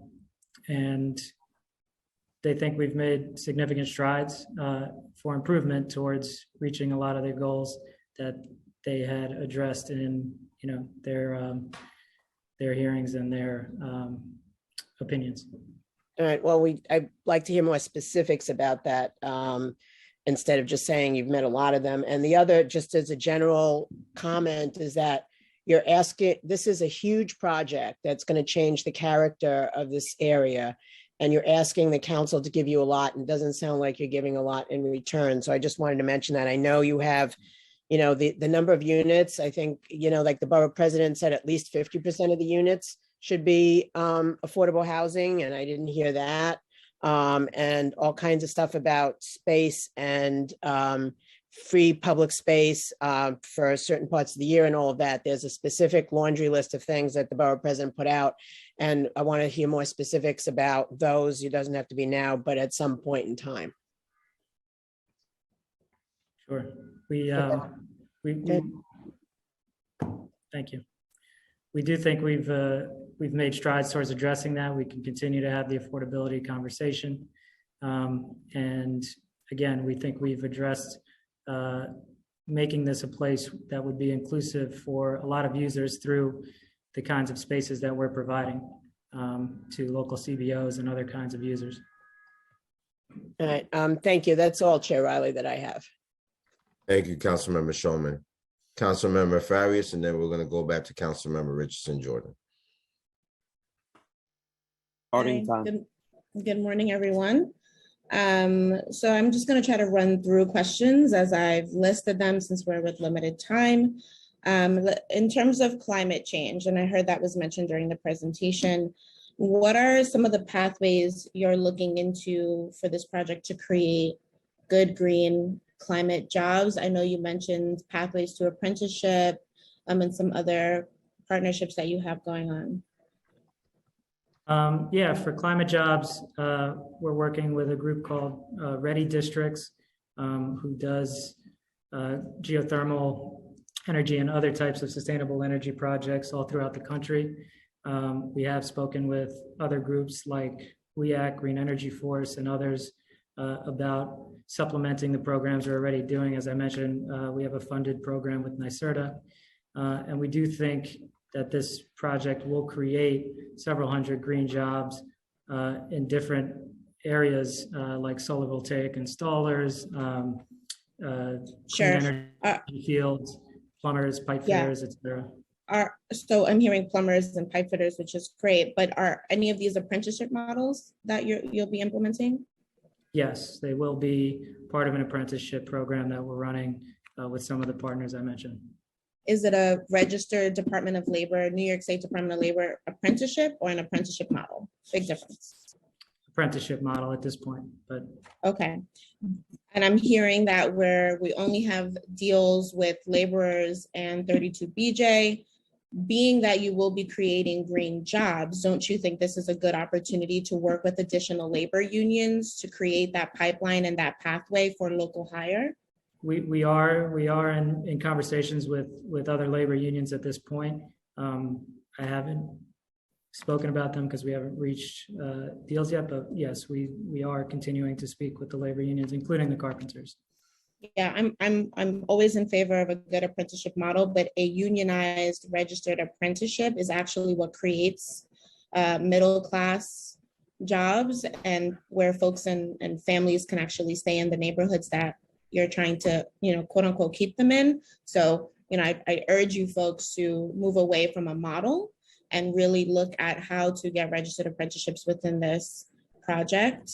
And we are working with Positive Workforce, who's locally based in Harlem, has placed over 20,000 jobs that have turned into careers, largely for constituents in this district. So I hear you. We're working towards it.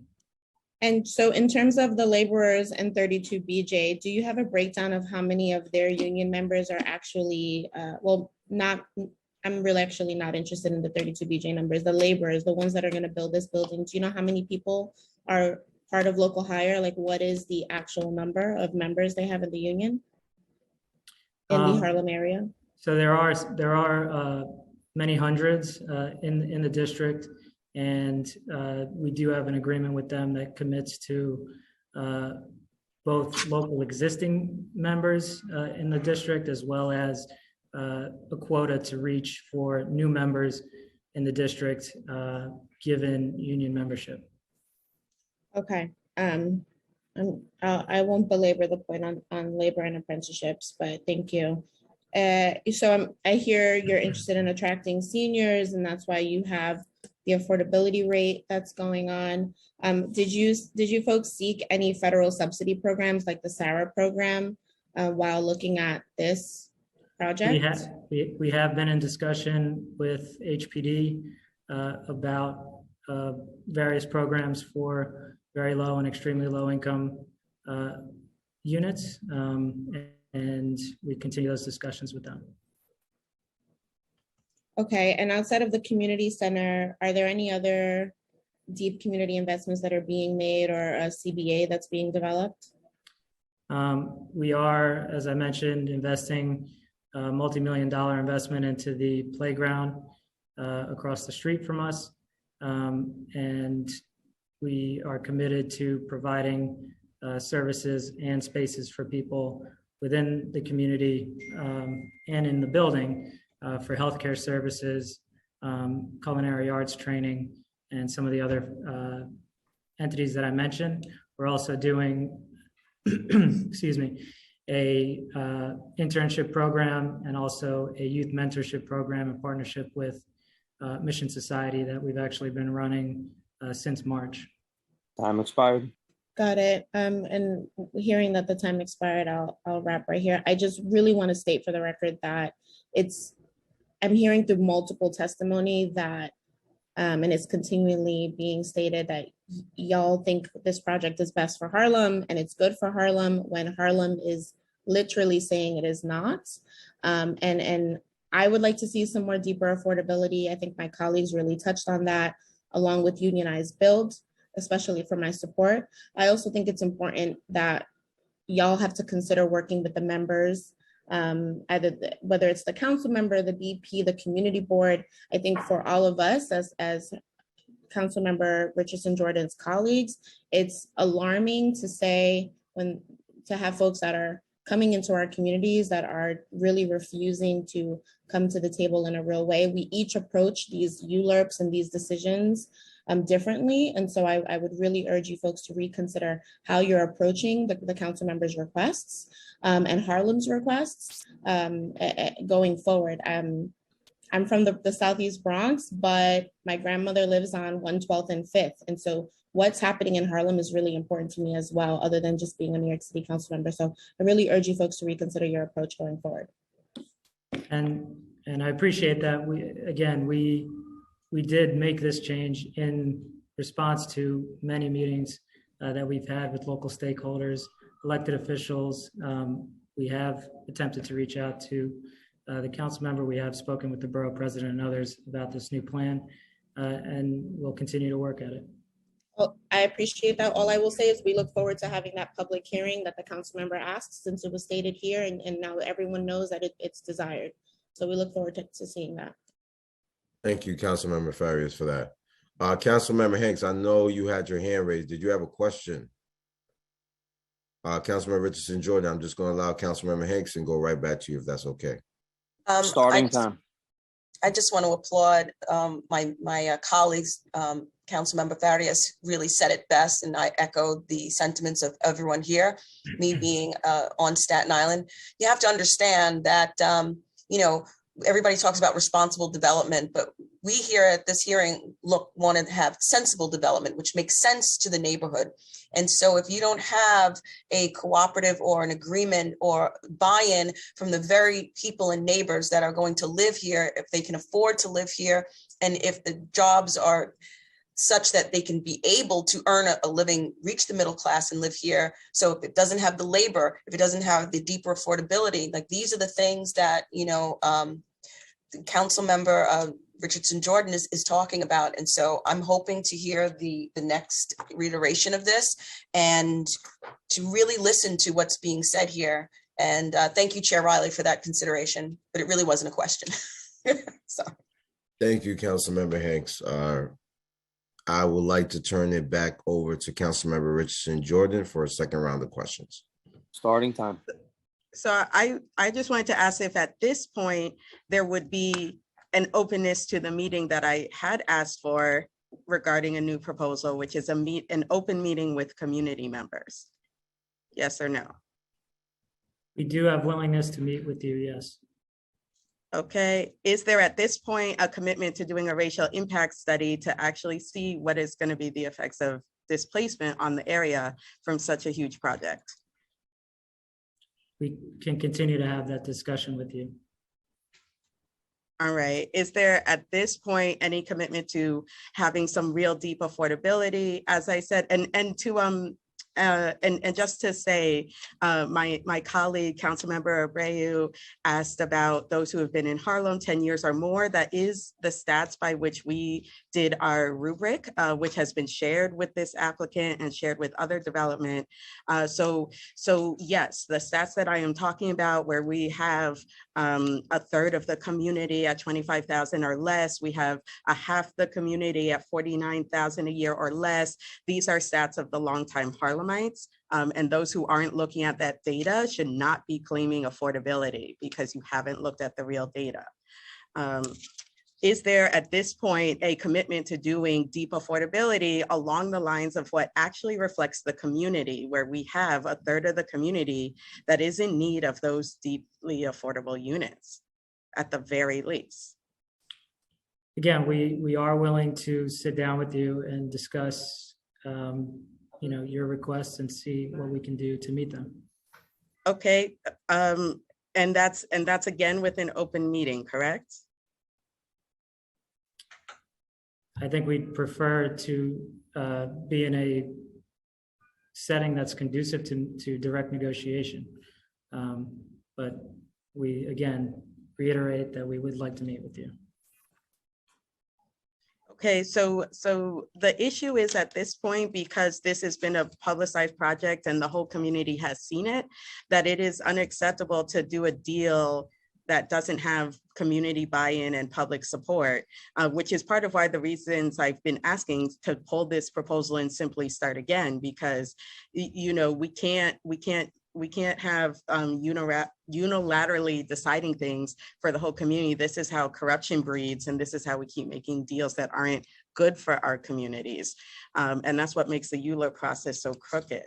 So again, big picture, I will once again send a message about us meeting, but it will have to be a meeting that's accessible to my community, because the outcry is righteously and rightfully from the community, as I'm sure we're going to get to hear in public testimony. I understand the intention was not to make any backdoor deals without input of the community. Yeah, well, I think a good faith effort would have been pulling the proposal the way I asked, the way the community board has asked. I mean, it's not too late to do the right thing.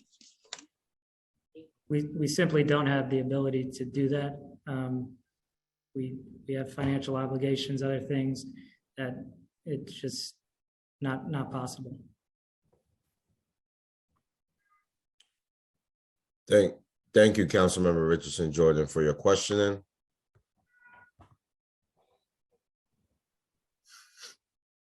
Just give me 1 second. There being no further questions for this applicant panel, you are excused. Council, are there any members of the public who wish to testify on 145 proposal?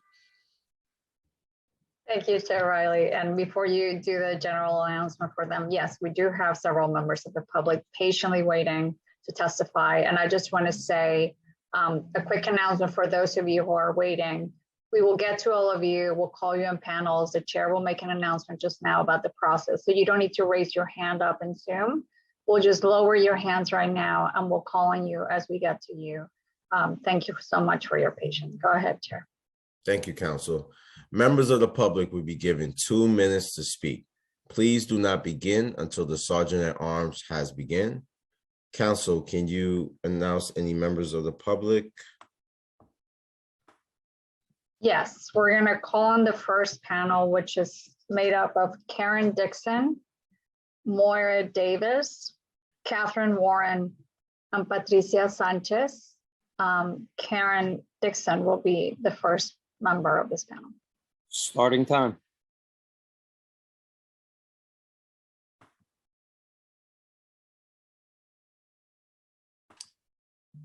Good morning. Can everyone hear me? Yes, we can hear you, Ms. Dixon. Good morning, Chairperson Riley and members of the Subcommittee on Zoning and Franchises. My name is Karen Dixon, and I am the Chair of the Land Use Committee for Manhattan Community Board 10. I'm here to provide testimony on behalf of the Community Board in the absence of our Chairperson, Ms. Cicely Harris. We urge the Council to vote no on this project.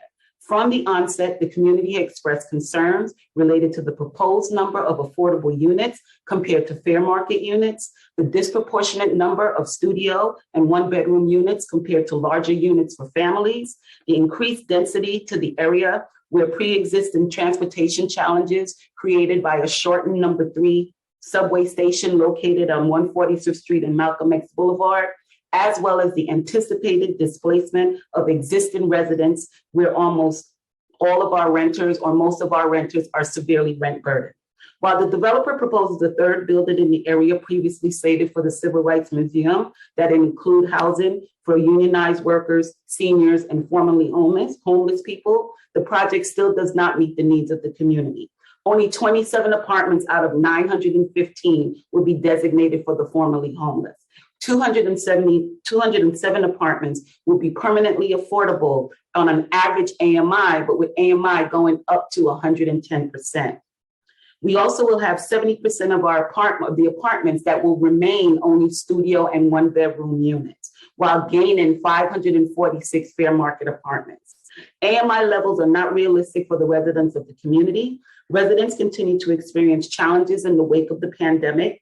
Much has been said to the community that we should embrace this proposal because of the added number of affordable units, the anticipated beautification of the area, and the alleged community benefits. But why should we settle when the need in the community is greater than what is proposed? As a point of clarity, the community board did meet briefly with the developers yesterday, and we were informed about the project. We did not say that we fully support it, but we acknowledge that there was an increase in the number of affordable units than was previously proposed. Thank you. Thank you, Ms. Dixon.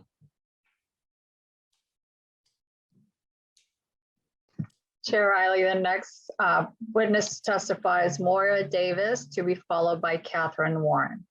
Starting time.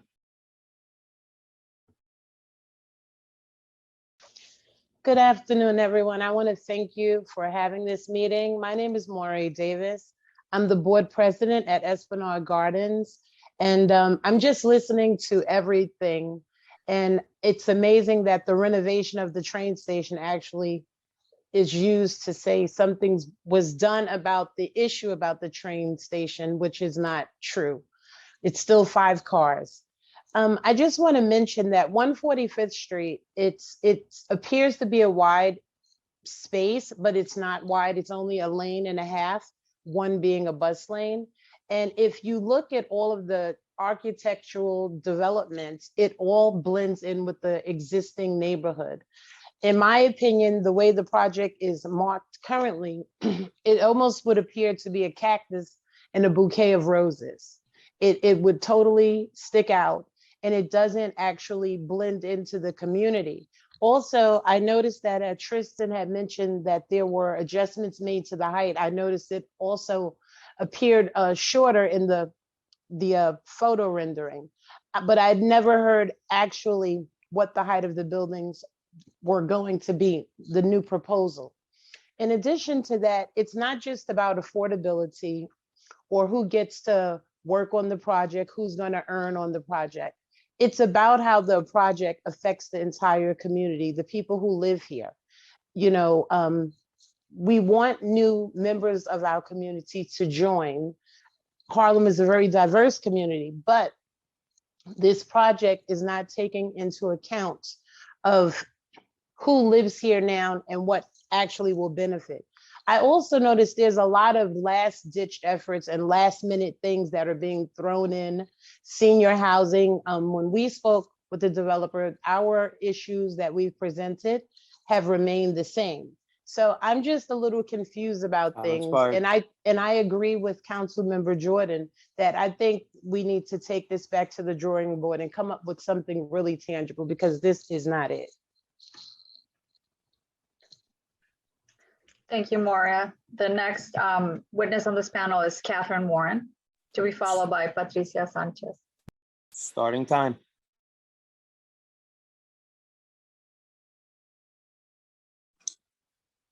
Hi, thank you. My name is Catherine Warren. I am actually a proud Esplanade Gardens cooperator.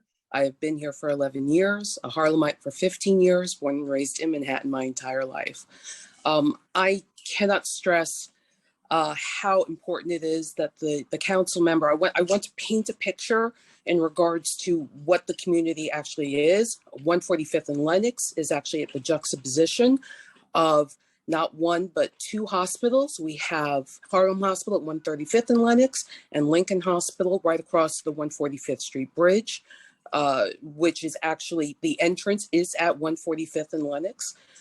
The amount of traffic that occurs every single day. We have documentation pictures every day. It doesn't matter if there's a Yankee game or not, in terms of the amount of density of the traffic, while adding an additional 2 stories to, 2 tall buildings that, although they stress 28 stories, they're not taking into consideration the actual commercial and retail space underneath, which actually, if you look at the drawings, it actually says 363 feet. We are 27 stories at Esplanade Gardens. However, 363 feet would be equivalent of 36 stories, which would tower over the entire community. The impact of not just the shading for the community in terms of the sun, to the park across the street, to our neighbors on 144th and all around. It also will impact in regards to light pollution, the traffic that was mentioned in terms of off-street parking. There's an abundant amount of off-street parking. That is ridiculous. I've driven around for 3 hours looking for parking. And in terms of the transit, Moria touched upon, it is an abbreviated train station. So please take in consideration what the community is asking for. Thank you. I appreciate it. Thank you, Catherine. The last witness on this panel is Patricia Sanchez. Starting time. Hi, good afternoon. I would first like to thank the committee for allowing me the time to add my voice to the 145 project.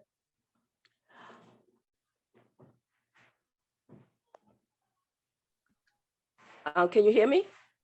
We can hear you. We can hear you, Ms. Sanchez. Yes, thank you for allowing me the time to voice my opinion. I wanted to go on record as a member of the community that is opposed to the 145 project. There are several reasons why the community is against the project. I have had many conversations with the members of my community and my development. I live directly across the street on the opposite corner of 145th Street and Lenox Avenue. I am a shareholder of the Esplanade Gardens community. I would briefly like to point out just a few concerns. First of all, people were not aware of the 145 project. They were not aware of the plans for the parcel of land.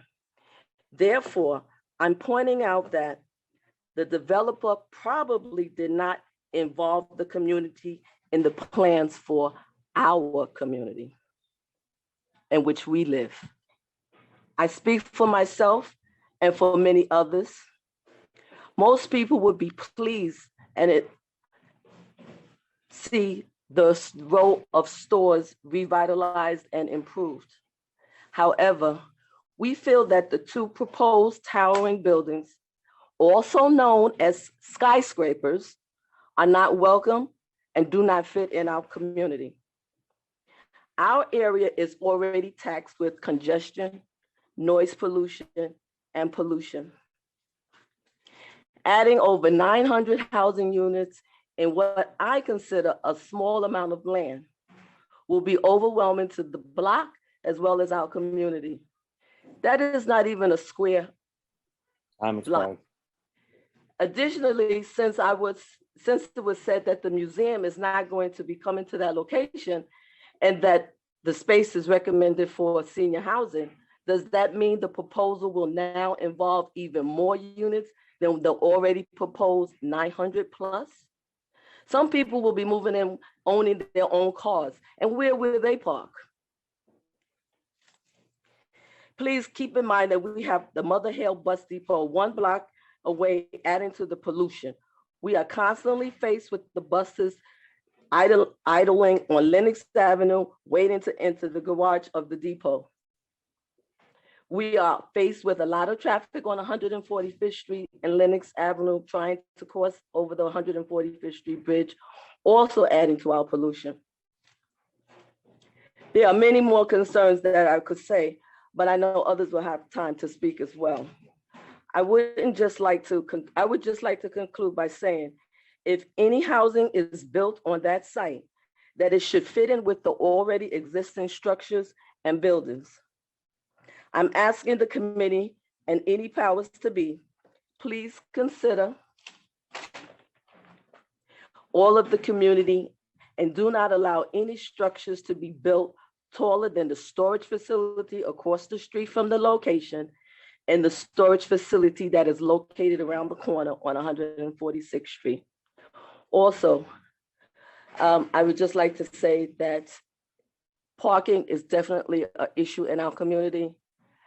And for them to say that it won't be, is not telling the truth.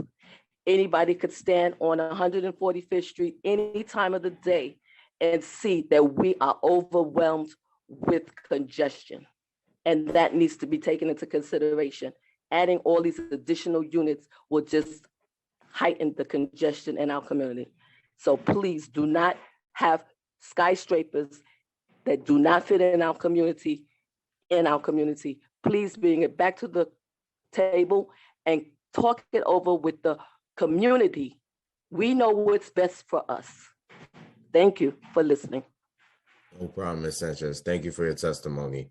Council members, we will be allowing each panel, you can ask each panel questions. There'll be a 2-minute time limit. Council, are there any council members with questions at this time? Chair, I don't see any council members with questions at this time.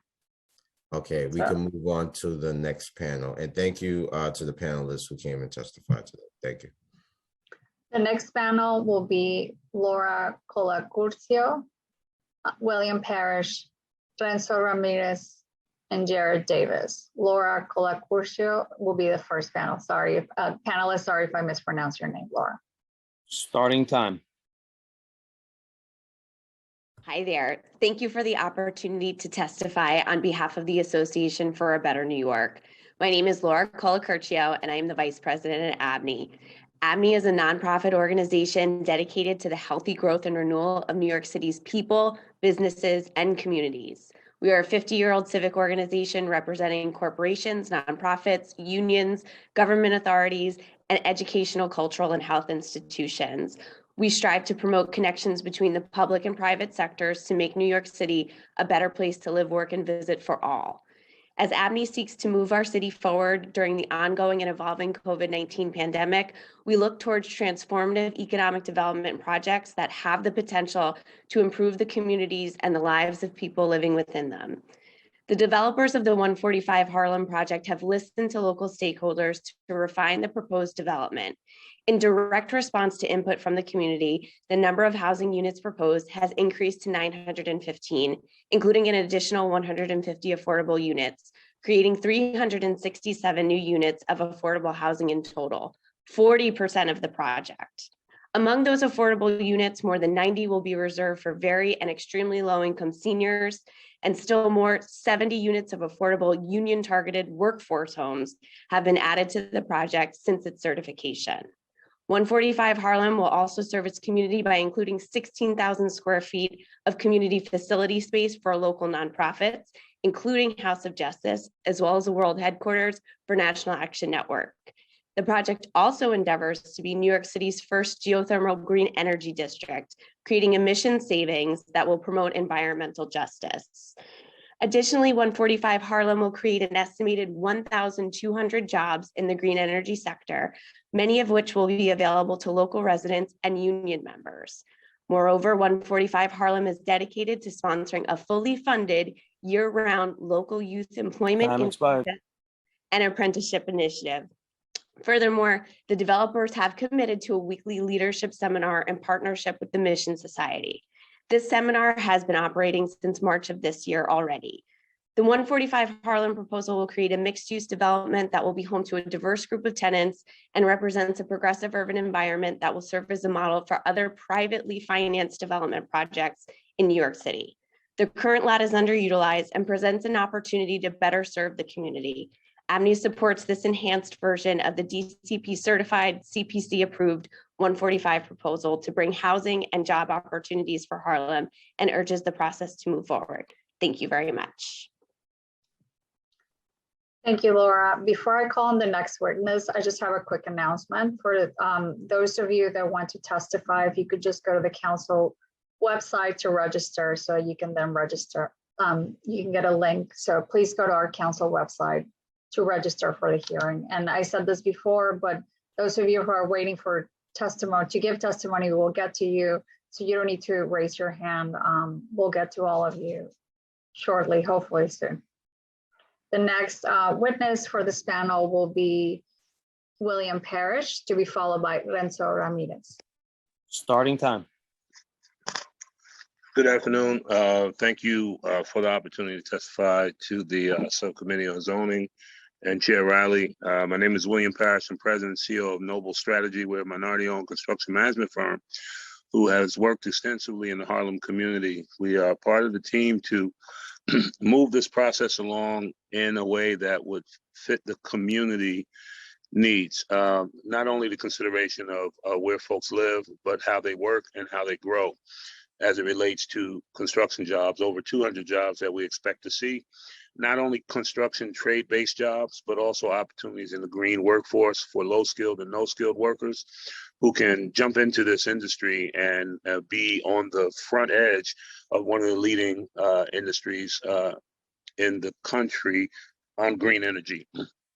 Partner with folks, not only NYCC, but We Act, possibly some other entities, including Strive Harlem, to create opportunities for disenfranchised youth to be a part of this green energy district, as well as the project, and build in their community. The positive workforce integrations will be in Local 79 and an opportunity to provide construction trade-based opportunities. So our goal is to work with the team to make certain that as the project goes into construction, we have allocated real hiring plans and real business diversity plans so that folks in the community who own businesses, who are entrepreneurs, who do this work can grow and live and get a piece of this opportunity as it relates to the development at hand. Thank you. Thank you, William. The next witness for this panel is Renzo Ramirez. Starting time. Hello, can you guys hear me? Yes. Yes, okay. All right. Good afternoon, Chair Riley and members of the subcommittee. My name is Renzo Ramirez. I am a native New Yorker and I work as a doorman. I'm here on behalf of my union, 32BJ, and the 85,000 building service workers 32BJ represents in New York City to express our support for this rezoning. 32BJ supports responsible developers who invest in the communities where they build. I'm happy to report that many of the developers in the rezoning area have made credible commitments to create affordable housing for the community. 145 will also create over 800 new housing units, nearly 300 new affordable units, and 12 to 13 prevailing wage building service jobs. This commitment is an investment in the community that will give working families opportunity for upward mobility and security. Projects like the one being discussed today allow people like myself the opportunity to stay in New York City. We support the rezoning and we are confident that many of the developers will be responsible employers and make a positive impact on the community. For these reasons, we respectfully urge to approve this rezoning. On behalf of the New York City 32BJ membership, we support this rezoning. Thank you. Thank you, Renzo. And the last speaker on this panel will be Jared Davis. Starting time. Good morning, everybody. Thanks for allowing me to speak. I am a Harlem resident and I've lived here for all 19 years of my life. And the one thing I don't seem to really understand is the aggression towards change and progression in a modern city, a modern urban center, especially within underutilized and underdeveloped areas. We are getting well over 300, we are getting those affordable units. No residents are being displaced on site. And just looking at the list of facts on their websites, I could say, as someone who usually opposes gentrification within predominantly Black neighborhoods, this project is offering the most I've ever seen in a single project. We'll be getting the largest art installation. Our union workers will be getting jobs, a green energy district, the first of its kind, youth empowerment, community space, the list goes on. So I can't comprehend why anyone would be against a project of this scope. There's a stigma that every development that comes to Harlem is an automatic sign of gentrification and should be immediately knocked down. Yes, that stigma is justifiable. And some of the developments we've seen sprout up in the area, especially around the 125th Street area. Let's not forget the as of right plans. Pushing this project away may lead to further gentrification.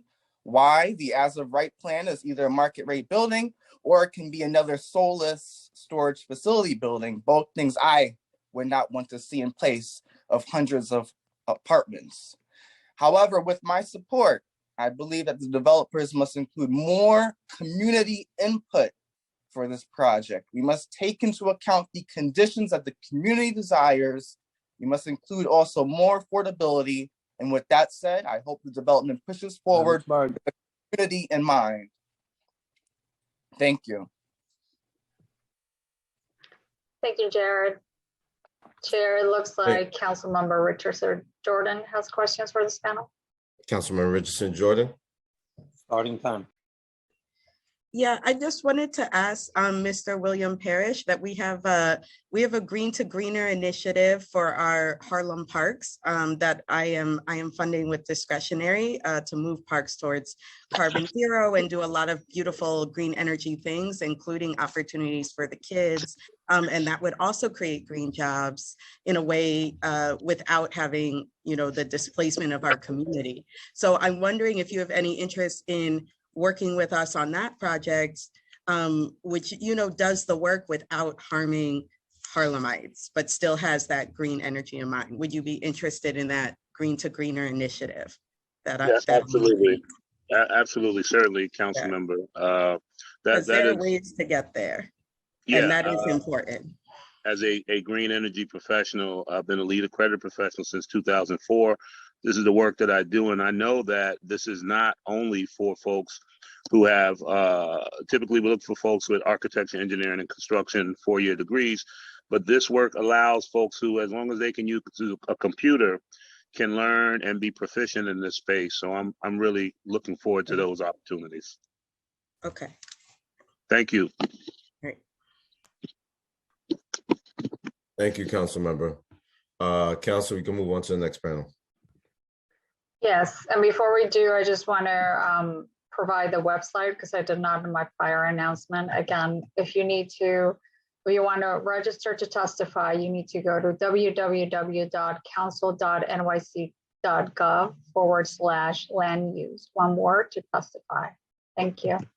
The next panel will be Joshua Clennon, June Moses, Dilsenia Glover, and Deborah Gilliard. First panelist is Joshua Clennon. Starting time.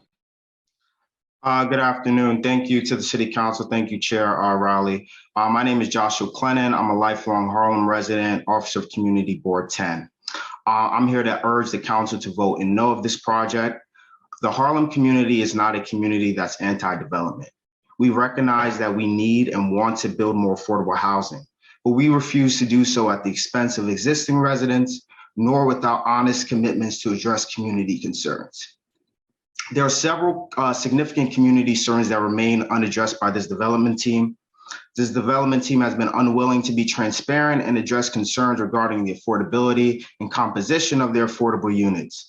A majority of units set aside for affordable housing in the original rendering were studio-sized apartments, which does not meet the community needs of low-income housing for families within our district.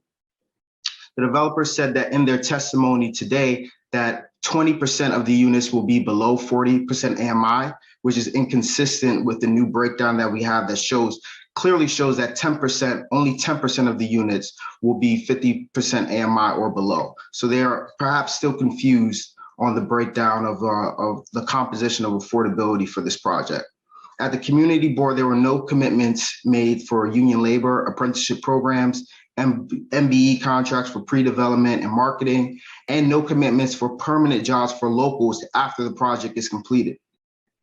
There are no agreements in place with several small businesses who will be displaced as a result of this project. No effort to address the increased congestion that this project will bring to the 145th Street corridor. As many have stated, the 145th Street station only opens to 5 cars. The project is not contextual with the existing neighborhood. The current design sticks out like a sore thumb, and the backup renderings with the residential rezoning would be a much better starting point for future conversations.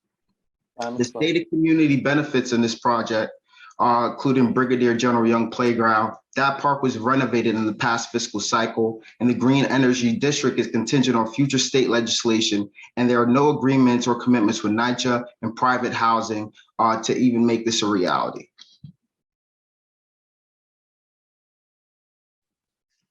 Thank you, Joshua. The next speaker will be June Moses, to be followed by Dilsenia Glover. Starting time. Good afternoon. Hi, my name is June, like the month, Moses, like the Bible. I'd like to thank y'all for giving me the opportunity to come to speak before you on this project. I am the proud president of the West 135th Street Apartments Tenant Association Incorporated. We are 10 buildings on 135th Street between Lenox and 7th Avenues, 198 units, about 1,000 people. My people here, we are at, with Section 8, 30% of our income. or we also fall into that 40-60% of AMI. Now, from listening to everything that's been said, one thing I can say is that there's been this insidious game being played with language right now, because we keep saying the word affordable, affordable, affordable, yet everyone on this call understands that low income and affordable are two very separate and different things. Now that we see this piece of affordable, low income piece coming into the project, we also see that there's a way that the residents themselves can be cherry picked through this. There's a set aside for people who are right now suffering without homes. But again, is this also going to be a cherry picking process? Because will the people who actually hear, no one can afford this. They cannot. And I keep hearing 60% of the AMI and census numbers. But NPR just reported March of this year that the census numbers, Black people, brown people, we were all woefully undercounted. So again, we're still working with ghost numbers. Over here, we are not against any type of progress. That's not it at all. But what we're saying is that while we were here through the bad times and we stuck it through and we're putting up, when the good times come and great things come, are we going to be allowed to take part? And from everything that I'm seeing, we're going to be pushed out. So please reconsider and open up more for more low income people, because that's kind of where the community is. I thank you for your time. Thank you, June. The next speaker for this panel is Dulcinea Glover, to be followed by Deborah Gilliard. Starting time.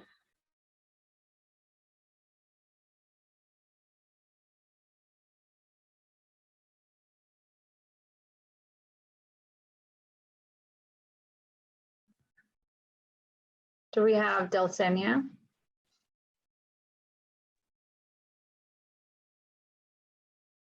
You're unmuted, but nothing is coming out audio. Dulcinea, we can hear you. Can you speak? I mean, you're unmuted.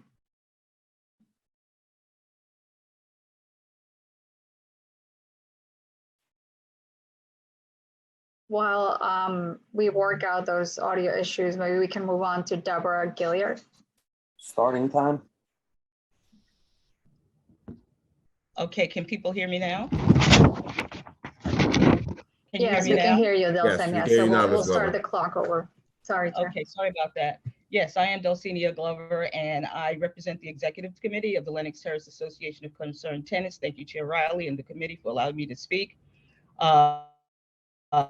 As primarily lifelong residents, excuse me, of Harlem, we are extremely concerned and vehemently opposed to the development of the 145 project, which offers very little affordable housing and no deeply affordable housing in a community that is desperately in need. The developer said that there's a housing crisis in New York City. Well, the crisis is a crisis of affordable housing and deeply affordable housing, not just housing. For example, Central Harlem has one of the highest percentages of housing insecure children in the New York City public schools in our district. A high percentage of children who live in unstable housing situations are documented to be below grade level as compared to children who are not. We are in need of housing for those families. It is insulting that in a district and a city with so many families in shelter and with 200,000 eviction cases pending in the New York City court system, that there can be any consideration for a development project in Central Harlem that does not consider families who are most in need of housing. The 145 project will further displace and gentrify our neighborhood, as it is more than 10,000 Black and brown individuals and families, renters and potential owners have left the district, many moving out of state due to the lack of affordability of rental housing, as well as home ownership opportunities. We witnessed the presentations by the developer of this project at Community Board 10 hearings and meetings. I was personally insulted when this statement was made by the owner representative, Mr. Nadal, quote, "This project will support thriving members of the community." What does that mean, thriving members? Who are these thriving members? I will leave it to the developer to answer that question. What we do know is that this rezoning is not designed for community members nor for working families. It is a displacement plan. The amount of affordable housing they offer is insulting as well. In addition, relieving the pressure on the existing transit system infrastructure that this project will bring has not been clearly defined. We are just over 2 years out from a years-long fight against rezoning of the Lenox Terrace and the massive infill, primarily market rate housing project that would have been in development right now had not the Lenox Terrace residents and the larger community not opposed it so vehemently. We do that again here today. The people of Harlem have spoken through the community board process and said no. The Manhattan Borough President has spoken and said no. I urge you to vote no to the 145 project on behalf of my neighbors throughout Harlem. This project cannot be approved. Respectfully. Thank you. Thank you, Dilsenia. And the last speaker on this panel is Deborah Gilliard.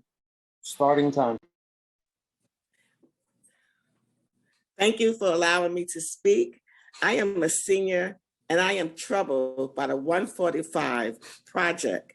As a lifelong Harlemite, I have seen changes, both good and bad, in the Harlem community. I have also seen the hopes of families getting together to clean up Harlem block by block. Now I see a turning point in our area. Harlem is becoming a place where only the upper middle class and above can afford to live here. Most of the new development rates are unaffordable to the area families. We raise our kids, they go to college, but yet they cannot afford to live here when they come back because it's too high. We are losing our local history, our families, our young adults to this new housing theory of market rate apartments. It has to stop.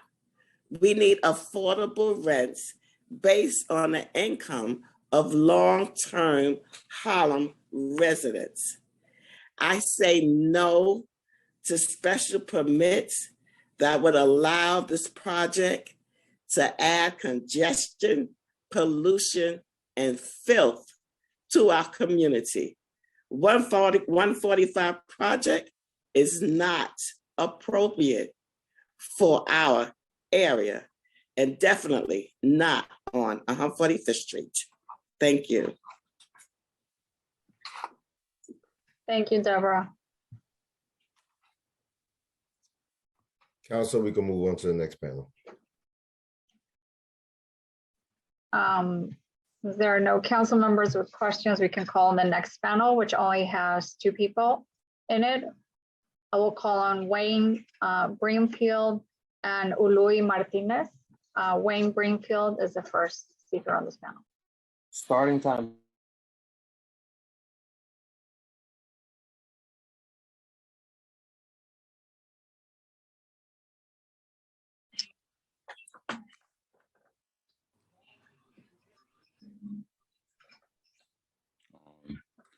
Hello, everyone. Can you hear me? We can hear Yes, you. we can hear you, Wayne. Okay, my name is Wayne Brimfield. I live in Harlem, and I'm the president of a tennis association here in Drew Hamilton. Over the years, I have made it a point to get involved in my community, to get out and to get to know my neighbors and my neighborhood. I can say from firsthand experience that the corner of 145th and Lenox has been blighted for years. It's time for us to do better. We need housing for our families and for our seniors, for our friends, and those who are getting started in life and those who are restarting in life. This project, I feel, provides this. We need a corner that we can trust. One that is activated and thriving, one that is beautiful and secure. And we need space for our community groups to be able to facilitate their work again. I feel this project provides this. I want 145 in my neighborhood, and I want my constituents to support this project. I yield my time. Thank you. Thanks, Wayne. Thank you, Wayne. The next speaker will be Ului Martinez. Starting time. Hello, good afternoon. My name is Uli Martinez. I'm a principal of Pinnacle Alliance Corp, a minority business enterprise that has worked on many significant projects in Harlem, including Sendero Verde, Acacia Gardens, the Smile Building, and Columbia University's Manhattan campus. We started Pinnacle over 5 years ago to address the need for minority-owned construction businesses and the need to hire local people from our communities. I've sat in many community meetings where we listen to plan developers have for communities. They talk about their plans, but we rarely hear in their plans how they're going to empower local businesses and people in the community. 145 is proactively making a commitment from the inception to hire minority businesses and people from the community to ensure that Harlemites are directly involved in this development and benefit from it. As a minority-owned business with 95% people of color, local people, this is such a key and important, component of what we often lack in major developments. 145 is committed to hiring local people of color, local minority business enterprises, and that's why I'm here to support this project. They're bringing not only jobs for minority-owned businesses and local people, but they're also building a sustainable design, and they plan to provide green energy district and jobs.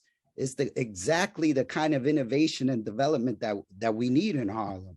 I'm here today to tell you that a vote yes for 145's development is a vote yes to new business, new jobs, new opportunities, and a Harlem community that can be proud of this collective effort to make this project happen. Thank you. Thank you, Yuli.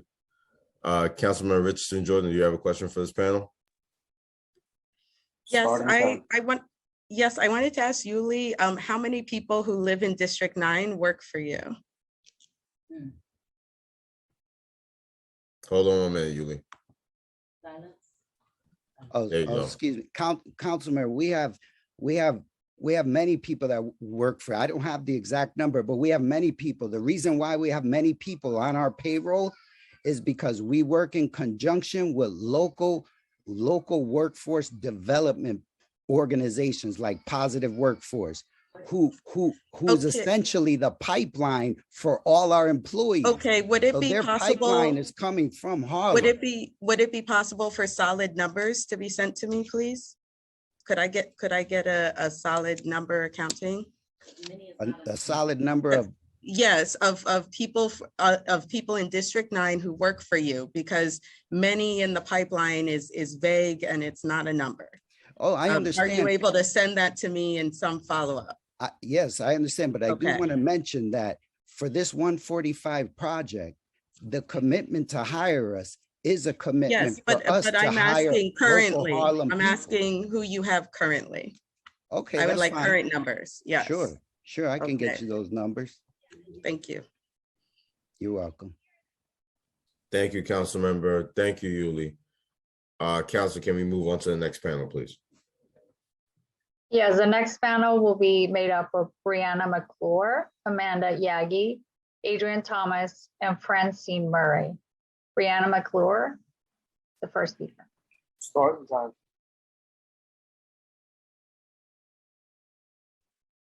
Hello, good afternoon. Can everyone hear me okay? Okay. Yes. Some nods. Okay, fantastic. Great. So my name is Brianna McClure. I'm a lifelong resident of Harlem, and I'm joining you here today in order to testify against the 145 development. I actually did have some things prepared to say, but in learning a lot of this new information, I do want to point out that in the extremely low income section of this, I guess, new iteration of the development, I would like to highlight that the majority, all of those extremely low income units are compartmentalized into one section of the development. So that is extremely alarming to me because it seems to me that that's a clear way to segregate low income residents from the potentially higher, from the higher residents. So I did want to start off by saying that, but like many of my community members have said, current affordability rates at 145 are too high, they're unrealistic. And the reality is that the 145 development is catered to the luxury market in a low income neighborhood, to be honest. It excludes most people living in this neighborhood, and it will increase rents and housing costs for us locals. I have witnessed new and wealthier families move in, while my friends and families are simultaneously being pushed out. There's even a homeless man that lives in an abandoned car on the street of this proposed development who greets you every day and opens the door for you. So it is clear that this development will not house existing Harlem families, and it will not house those most in need. Again, I would like to point out that even with these new numbers, only 160 out of proposed 900 units would actually be affordable to us local residents. Now, on the transportation and congestion, clearly this area is paralyzed by heavy traffic, overcrowded buses. It nearly takes 30 minutes to travel across town. The 3 train station has a shortened platform, and it is inaccessible to disabled commuters. It's also estimated that 1,900 to 2,600 new residents will be added to this area, increasing the population by 5%. And I would just like to close by saying 632 community members have signed a petition against this development. So when I speak, I am also representing 632 community members that have said no. Thank you. Thank you, Brianna. The next speaker will be Amanda Yagi, to be followed by Adrian Thomas. Starting time. Hi, I'm here to speak as a resident of, sorry. I didn't want to do that. I'm speaking as a resident of the neighborhood. I'm very happy to have Councilmember Jordan be representing me. I am a resident of 4 years. I'm disabled. I'm a writer. I rely a lot on being able to walk the short distance to my corner grocery store, and the prices that are affordable there. I would not qualify for 60% AMI in this project, so I am one of the 80% of the residents of this neighborhood. 80% of the apartments in this development would not be affordable for someone like me. In addition, I just wanted to call out the ridiculous greenwashing, last-minute greenwashing by this developer. According to the World Economic Forum, they're not exactly socialists over there, but the World Economic Forum, most recent data was that 38% of global emissions were construction related. So I don't know how exactly they're bringing environmental justice to the community already drenched in bus smog because of the tiny subway station. Concrete alone, I think, is 8% of global emissions. So they're going to build that with magic. What about the diesel trucks idling for 2-3 years? It's absurd to call this a green construction project. It's insulting and degrading.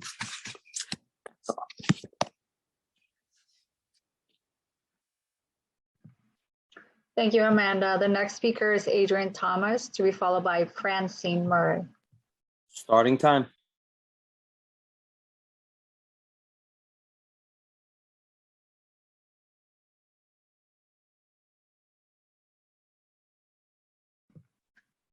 Adrian, are you there?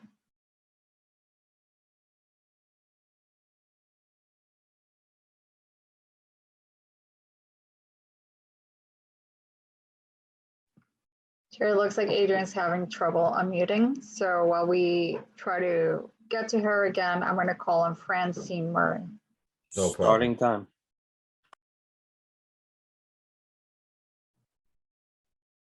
Yes, good afternoon. Most of the points I had to mention have been mentioned, but I noticed that they equated the height of Esplanade Gardens to the new project that's being developed, and that is absolutely not true. First of all, Esplanade Gardens does not interfere with anyone else, and this project certainly would interfere with everyone. The traffic, the reduction of parking will add to the horrendous traffic that we see on 145th Street, particularly between 3 and 6:30 p.m. And to assume that these people that are coming in will not have cars is absurd. It was mentioned that the renovation of the subway did not increase capacity. It was only for beautification. So why that was even mentioned, we wonder about. And also my question is, how would a private bus company benefit the community at large. I vote no, please vote no for this project. Thank you for your time. Thank you, Francine. I'm going to see if we can try again for Adrian Thomas.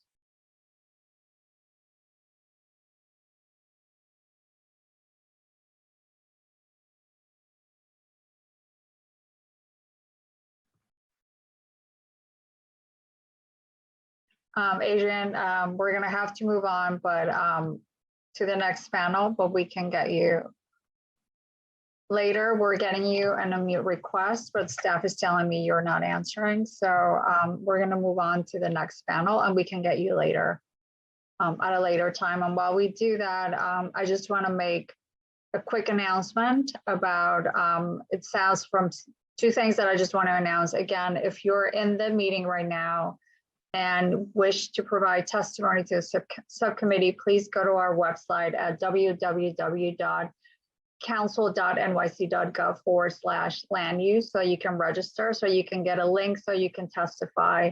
And then the other thing, I'm being told that some of you that already testify are joining back the Zoom. So you can just watch the hearing from the council website at www.nyc.gov, council.nyc.gov, and you can follow the links there to see the live stream. So you don't need to rejoin the meeting. So the staff will remove you once you testify.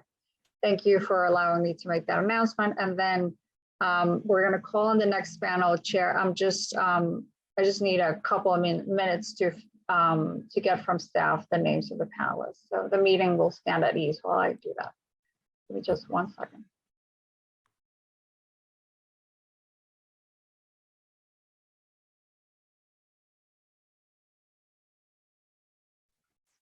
Thank you for your patience. The next panel will be Michelle Botillo, Janice Tootie Jackson, Donald Curtis, and Julius Hydeen. Sorry if I mispronounced your name, Julius.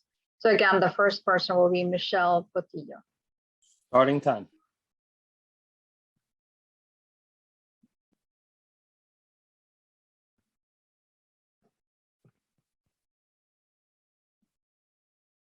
Do we have Michelle?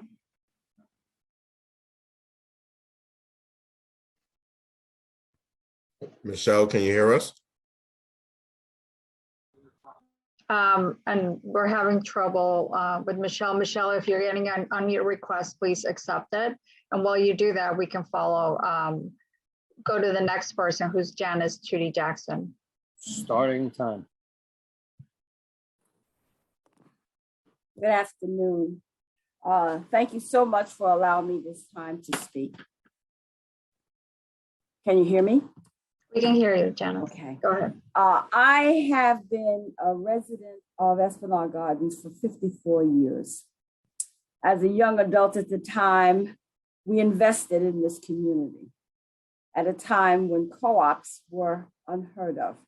We specifically invested in this particular community in Harlem. I'm a New Yorker. I've lived in New York for 76 years, but we specifically invested in this community because of the open space, the sense of community, the lower density. And when I think about this project, these massive towers that is not in line with the community, the nature of the community at all, it really disturbs me. The developers have used comparisons using Esplanade Gardens, Savoy Manor, and other developments. Let me just break it down. Savoy Park, which is located just a few blocks from this proposed project, is not as tall, but it is spread out over 3 square blocks. The same with Drew Hamilton, which is NYCHA housing. It's spread out over 2 square blocks, and the buildings are dispersed from one another, so light can pass through. Esplanade Gardens is spread out over 4 square blocks, so there's open space, light passes through. Lenox Terrace over 4 square blocks. This proposed project, these massive towers are they propose to squeeze it on half of a city block, half a city block. So this is in addition to the lack of affordable housing. What I'm telling you is that the station at 145th Street is not only half length, the platform is shallow. So that crowding on that station, if you put all of these additional units, is a hazard. It's a hazard. People have already talked about the congestion. It is during the times another speaker spoke, traffic at Lenox Avenue goes all the way up the hill to Amsterdam Avenue. That doesn't include when there's a Yankee game. On Lenox Avenue, it's congested from 145th Street all the way down to 129th Street.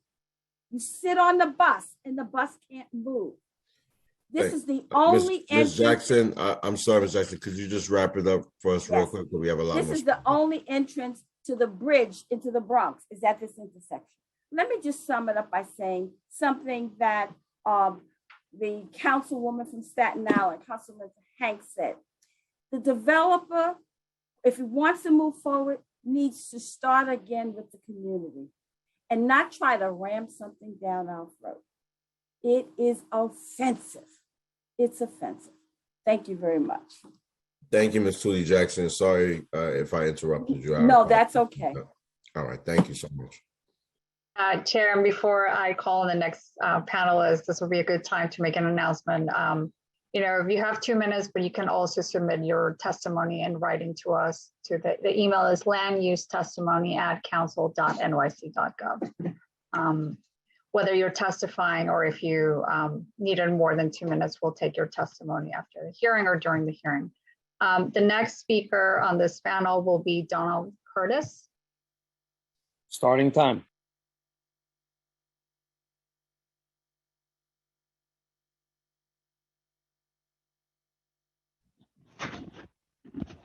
Name is Donald Curtis. I hope everybody can hear me. President of Unified Black Caucus. Yes, we can hear you. Thank you.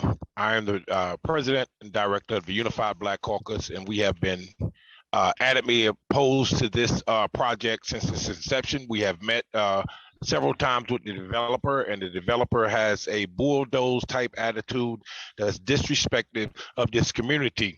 To bring in senior citizens into this project at this late stage and not at the inception of the original plan is just callous and disingenuous, and this cosmetic attempts that they're trying to push through right now must fail, and we are against this project. And never should a right to build outweigh the needs and the benefits and the objections of the community, the Native community. I'm born and raised right there on that strip, okay? And we are against this entire project, any building whatsoever. We met with the developers and they told us the original plans were exactly what we want for the community until they were contacted by former Governor James Patterson on behalf of Al Sharpton, and they were in talks for 5 years with select special interests, not the community. We are the community. You don't get to come in and bulldoze us. You don't get to come in and disrespect us. And then it's disingenuous that you put a plan out this morning that has no community review, no community input, not even the city council, not even the community board, a plan that you just admitted you put in this morning. We are against it. We don't want you to build anything there by right of anything over the objections of that community, my community, not your community. And a lot of people are speaking for this project. You're not from that community. I'm born and raised there and 60 years old, never seen you, never heard of you. And your special interest is for benefits of profit margin, not the community at hand. Thank you. Thank you, Donald. The next speaker on this panel is Julius Tajudin. Sorry if I mispronounced your name, Julius. Starting time.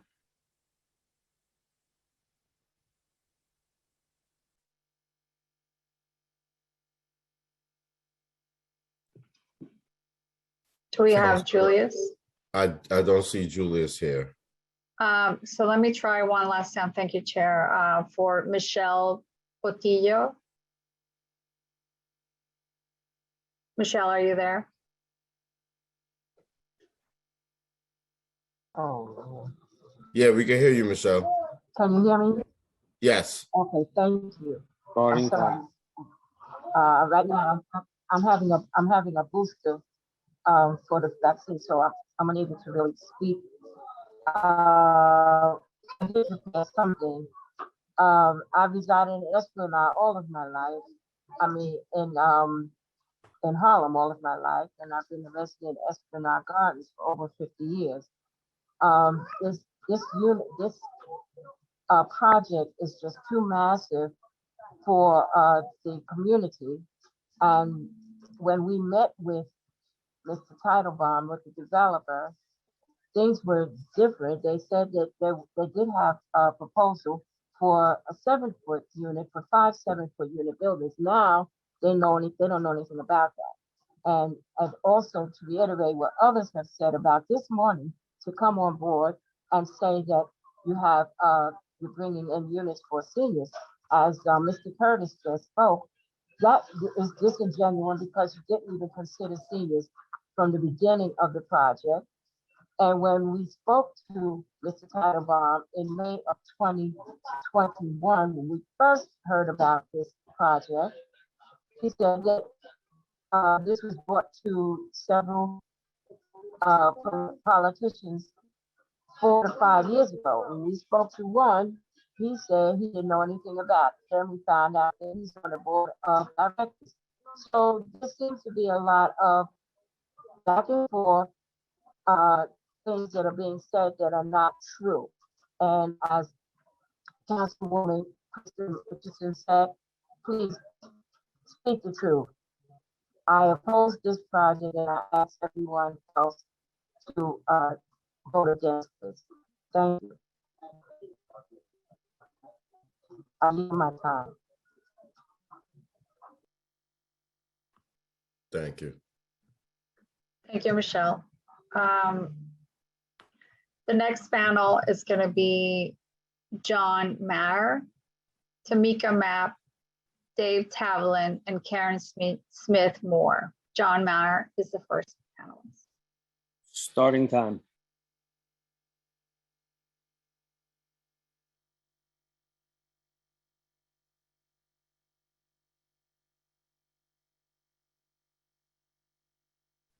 John, are you there?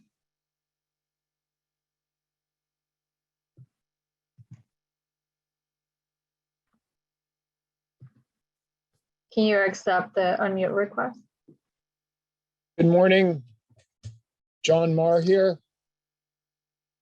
Can you hear me? We can hear you. Excellent. I'd like to thank the panel for hearing the zoning issue today. I'm a Harlem resident and a housing justice attorney. I'm here to oppose the current as envisioned 145 upzoning development in Harlem. I feel it will be deleterious to the community, inequitable in terms of environmental and racial justice, and therefore should be sent back to the City Planning Commission for a redo or reconsideration.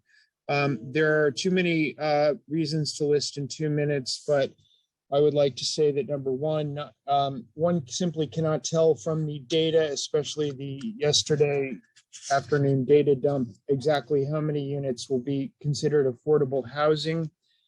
Whether there is a greater policy debate within the housing justice community regarding affordable housing at all. And I fail to see how this narrative of upzoning by Bruce Titlebaum and his politically connected wife, Miss Kassirer, is anything other than the same historic narrative in Harlem, where where basically politically connected outside people monetize the community zoning rights, which afford to the residents of Harlem, as you know, a Black and Latino community who are underserved chronically by the administration, And what this leads to is basically a mechanism of extraction where the development will provide a permanent means of extraction of revenue from people living in Harlem, and it will provide very little value, lasting value to people of Harlem. The other thing I question is the eco-friendly jobs. I do not believe, sorry? I do not believe their permanent jobs will be created on a meaningful basis. These are not middle or upper management jobs. These are kind of servant jobs. And I believe that this is part of the, attempt by Teitelbaum and other developers to foster a plantation ocene economy on Harlem, where basically the residents are ethnically cleansed from their rent stabilized apartments and replaced by poor door luxury 421A tax giveaway developments. I'm not in favor of this at all, nor should anybody with a responsible view towards urban planning in particular and racial justice in Harlem support. The other thing is, John, sorry to interrupt you, if you could just wrap it up. Thank you. I'll just conclude by saying I oppose it and I support Council Member Jordan's efforts to send this ill-conceived proposal back to the Planning Board. Thank you, members of the committee. Thank you, everybody. Thank you, Mr. Riley. Good afternoon. Thank you, John, and sorry to interrupt you. Go ahead. Thank you, John. The next speaker on this panel will be Tamika Mapp. Starting time. Hi, thank you so much, Chair, Council members. Thank you for the opportunity to let me speak. My name is Tamika Mapp. I'm the State Committee Woman for the 68th Assembly District, and I oppose this one zoning. One, the reason why it does not bring affordable housing that we desperately need for our community. The developers need to go back to Councilmember Richardson Jordan, which has an AMI layout for the community that would justify having housing in our community. The second one is environmental. They didn't really think about the environmental studies coming into the district at all. So I totally support Councilmember Richardson Jordan. The developers need to go back to her office in an open meeting with the Housing Committee to try to get this right if they want truly affordable housing in our community, because right now, 95% of the development that's going to go up, if y'all approve this, is not for our community. Long-term Harlemites won't be able to get into that building, and we desperately need housing that's affordable to everybody's pockets, not just to the high 145% of the development. Thank you so much. Thank you, Tamika. The next speaker is Dave Tavelin. Starting time.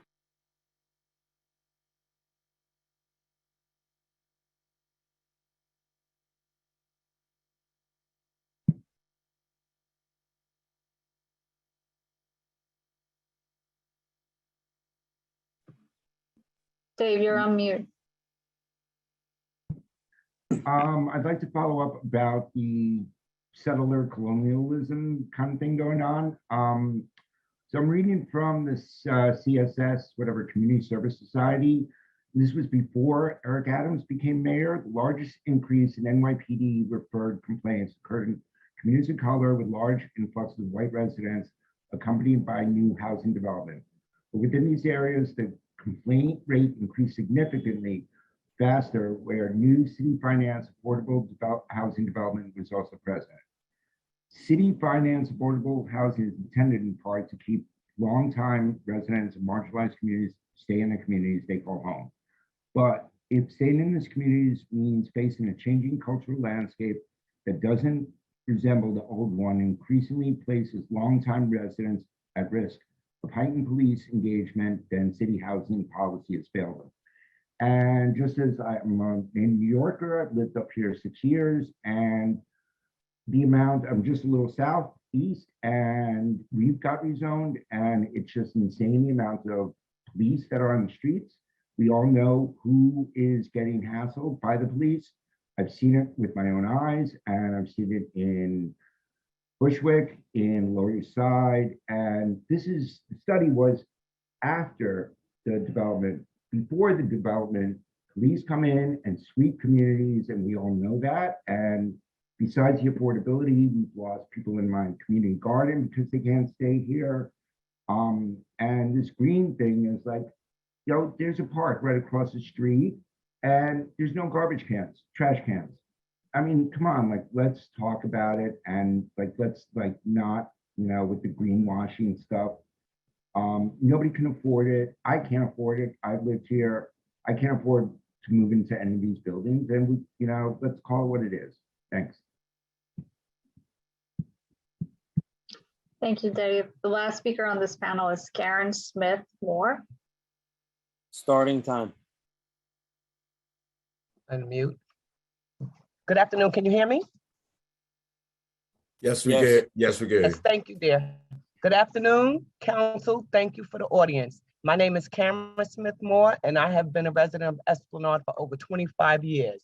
Regarding the 145 project, I am opposed to it. Many of the reasons I have against it has already been spoken for, so I don't want to belabor those issues. However, I heard a lot of, I think, we think, from developers and politicians whom none live in the area, but seem to believe that they know what's best for the community over what is actually beneficial to the community.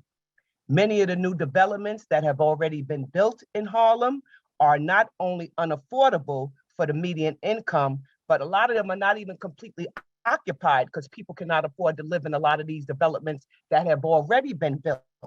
Many of the youth who were raised here cannot afford to stay here if they so choose without enlisting 2 or 3 roommates to help them pay for the unit. And I just want to reiterate, Mr. Nadal stated regarding the 145th Street train station, which is going to be directly under this potential project. He stated that statistically, it's underused in comparison to stations, which is inaccurate because many of the commuters in the area utilize that subway station. And I'm just concerned of how structurally it's going to be sound for it to be a half a station with an additional 1,000 commuters. That's going to be an issue that I don't think they really checked into. And, you know, I seem to hear a lot of these people for the project making it seem as if Harlem residents don't want any type of development for the betterment of the community. That's not true. We do want development, but we want to be included in what would be beneficial and what we need in this community, like learning centers for the youth, recreational centers for the youth, things like that that would be beneficial. Yes, why is it that they could not, lastly, why is it that they could not provide these jobs and build stuff like that that we need in the community without attaching affordable housing, which we know is not affordable to this median income? And I'd like to thank Councilwoman Christensen Jordan for representing us so well. I appreciate you and everyone else that are doing the best that they can for this community. Thank you. And again, I am opposed to that project. Thank you, Karen. Chair, I see Julius is back from the prior panel. We're going to add him to this one. So Julius, go ahead. Starting time.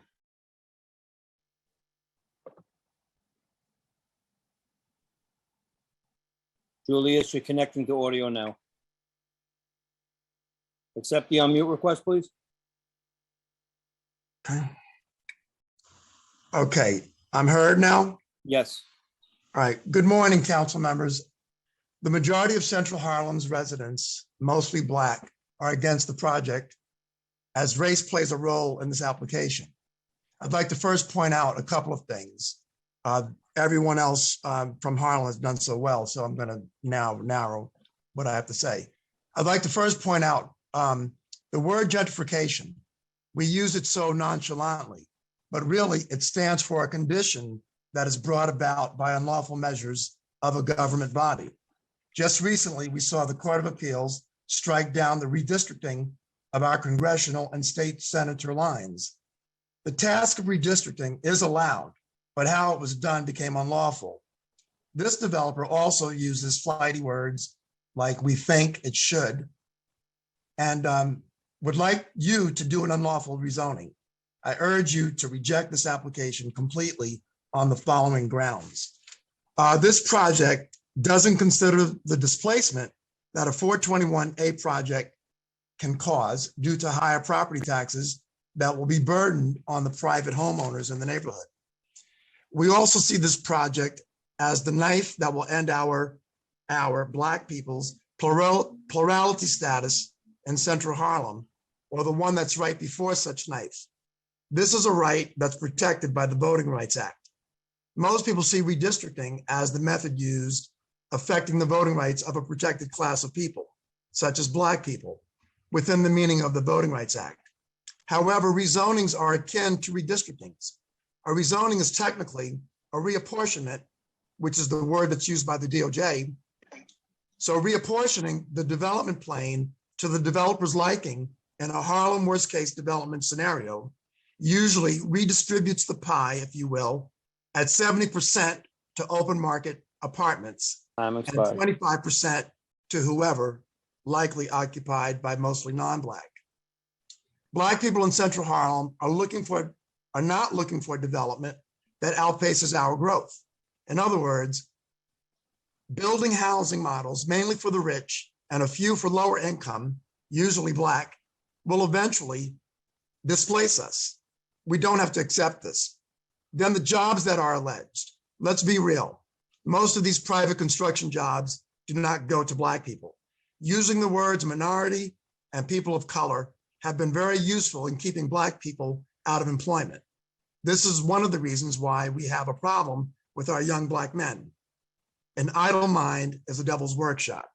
We are tired of these shams and cons. I urge you strongly to reject this project 100% and let them start over.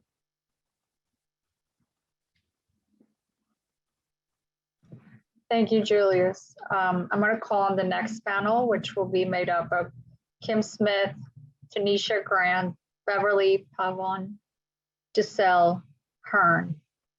Kim Smith will be the first one on that panel. Starting time.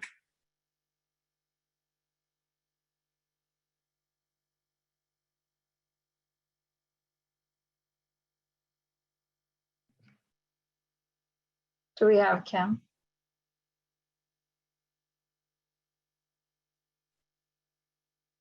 We'll go back to Kim. I'm going to call on Tanisha Grant next. Starting time.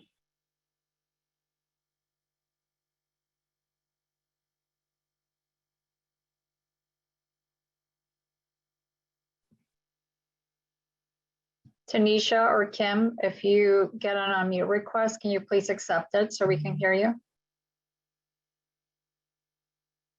While we wait for that, I'm going to call on Beverly Pavon.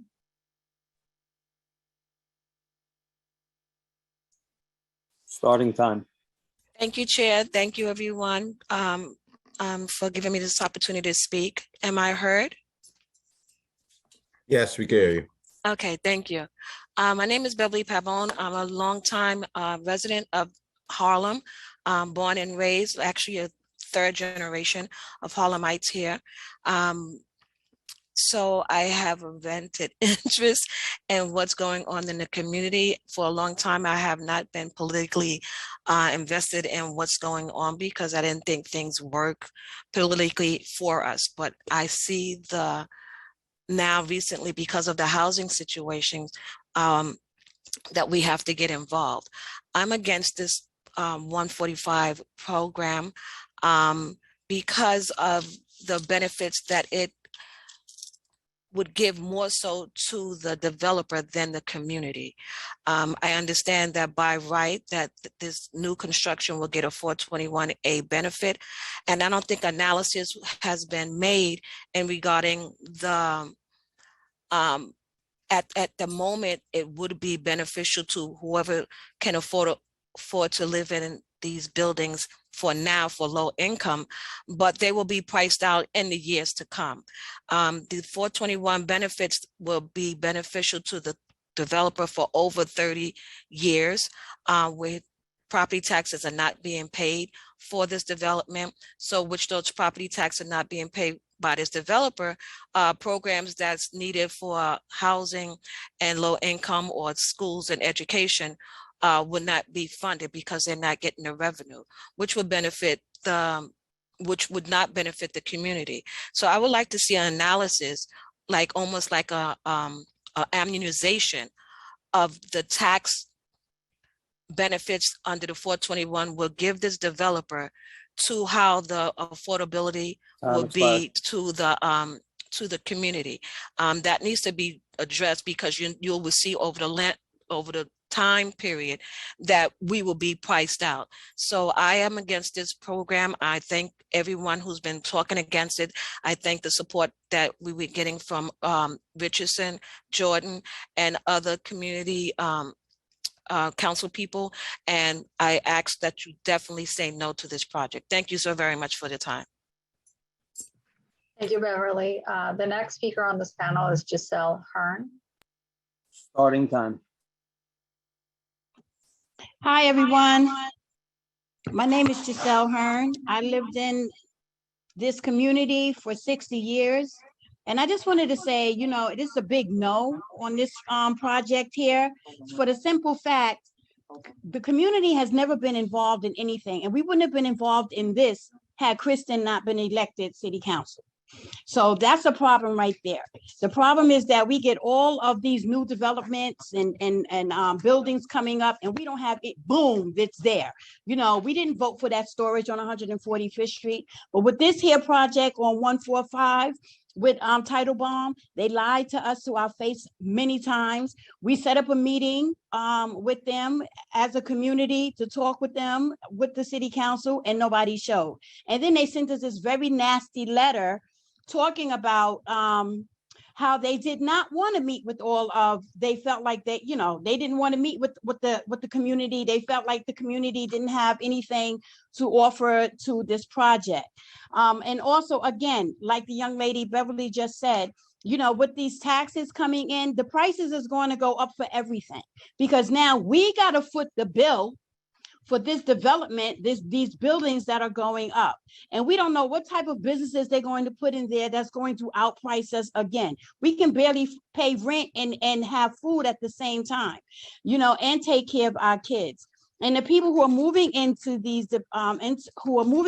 new developments will not be sending their children to CS 200, to PS 194. They're going to send them to schools like Calhoun. They're going to send them to schools that is going to be really totally out of the community, and we do not benefit those. So now, where are we when it comes to the things that we need for our community? We won't get funding, you know. So we're just asking the council to vote no for this project here on 145. Thank you. Thank you, Giselle. I'm going to move on to the next panel. And for those of you in this panel that we missed, and I don't see the council member or any council members with questions, so I'm going to move on to the next panel. Hey, Tanisha Grant, I'm here. Tanisha's here. Right. Okay. Go ahead, Go Ms. ahead, Grant. Tanisha. I'm very sorry, but I was just getting an award from Monty Williams for being an essential worker for the work that I do. So sorry that I had to. Nah, I'm not sorry, but that's what I was doing. So my name is Tanisha Grant. I am the executive director of Parent Support and Parents New York. We are a community-based organization that mainly works in Harlem. I don't know, maybe you've heard of Parent Support and Parents New York or Moms United for Black Lives. We give Harlem children, Black and brown Harlem children, unapologetically the technology they deserve, because the system seems to think that they don't deserve it. So our organization gives children computers that cost over $1,200. What I'm hearing on this call is very disturbing. I'm hearing these developers come in and not really pay attention to the community. Because if you think that 300 units of so-called affordable housing is helping the community of Harlem when we have 19 shelters, there is something seriously wrong. I was on them calls with the developers, and I have been on the ground doing the work that I have done for a long time. And when they say that they had community involvement, I don't understand what they're talking about, because I knew nothing of this until several months ago. This is not great for Harlem. This is not great for affordable housing. You cannot put up a 900 apartment high riser on 145th and then say that it's good for the community. That would not be good for the community. What would be good for community is for us to be able to afford high quality, modern, affordable housing that goes with our pay range, what we make, our income. I would like to echo a lot of my comrades on here. The affordable housing, the narrative is very misleading. And what it does is it's trying to displace the Black people who have lived in Harlem for generations. We will fight this, and we hope that this committee stands with us and votes no on this zoning. Thank you. Thank you, Tanisha, and congratulations on your award. I'm going to call on the next panel, as there are no council members with questions, Chair. So the next panel will be. Council, can we just try Ms. Samuels one more time before we move on to the next? Sure. Kim Smith, are you there? I think it's Samuels, Kim Samuels.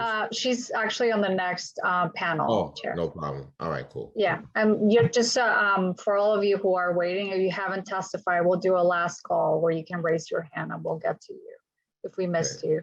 So the next panel is Ray Dietz, Sora Yara, Kay Samuels, and Ahmad Akkad.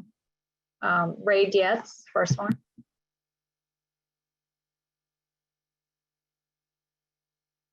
Still being promoted into the room. Hello, can you hear me? Yes, starting time. Hi, Council. My name is Ray Dietz. I work with the Justice Center in El Barrio. We're a community center in East Harlem, and I have been a resident of Sugar Hill of Harlem for the past 3 years. I staunchly oppose the construction of the 145 towers, which represent yet another land grab by developers looking to gentrify Harlem and profit from the immiseration of poor and working people, specifically the Black residents of Harlem. Less than a third of the proposed units are 2-bedroom and 3-bedroom apartments, which means that the developers are not seeking to house families who are long-term residents of Harlem at risk of displacement. Rents in the city have risen 33% in the last year, which represents the highest spike among America's largest cities. Instead of supporting this plan that would disrupt the entire community's quality of life, let us take note of the warehoused apartment buildings in our neighborhood that have been boarded up by slumlords for years. Right now, there are enough vacant rent-regulated apartments to house everyone living in the city shelter system and thousands more. Yes, the city needs more affordable housing, but this proposed project is a far cry from what is actually needed. I defer to Councilmember Jordan, our rightfully concerned neighbors, and my fellow speakers who do not stand to financially benefit from this project. I agree with Councilmember Jordan's concerns about this potential development, especially the lack of community input and support for this project. Thank you. Thank you, Ray. Sorry, I mispronounced your last name earlier. The next speaker is Sora Yara, who I believe is joining us by phone. Starting time.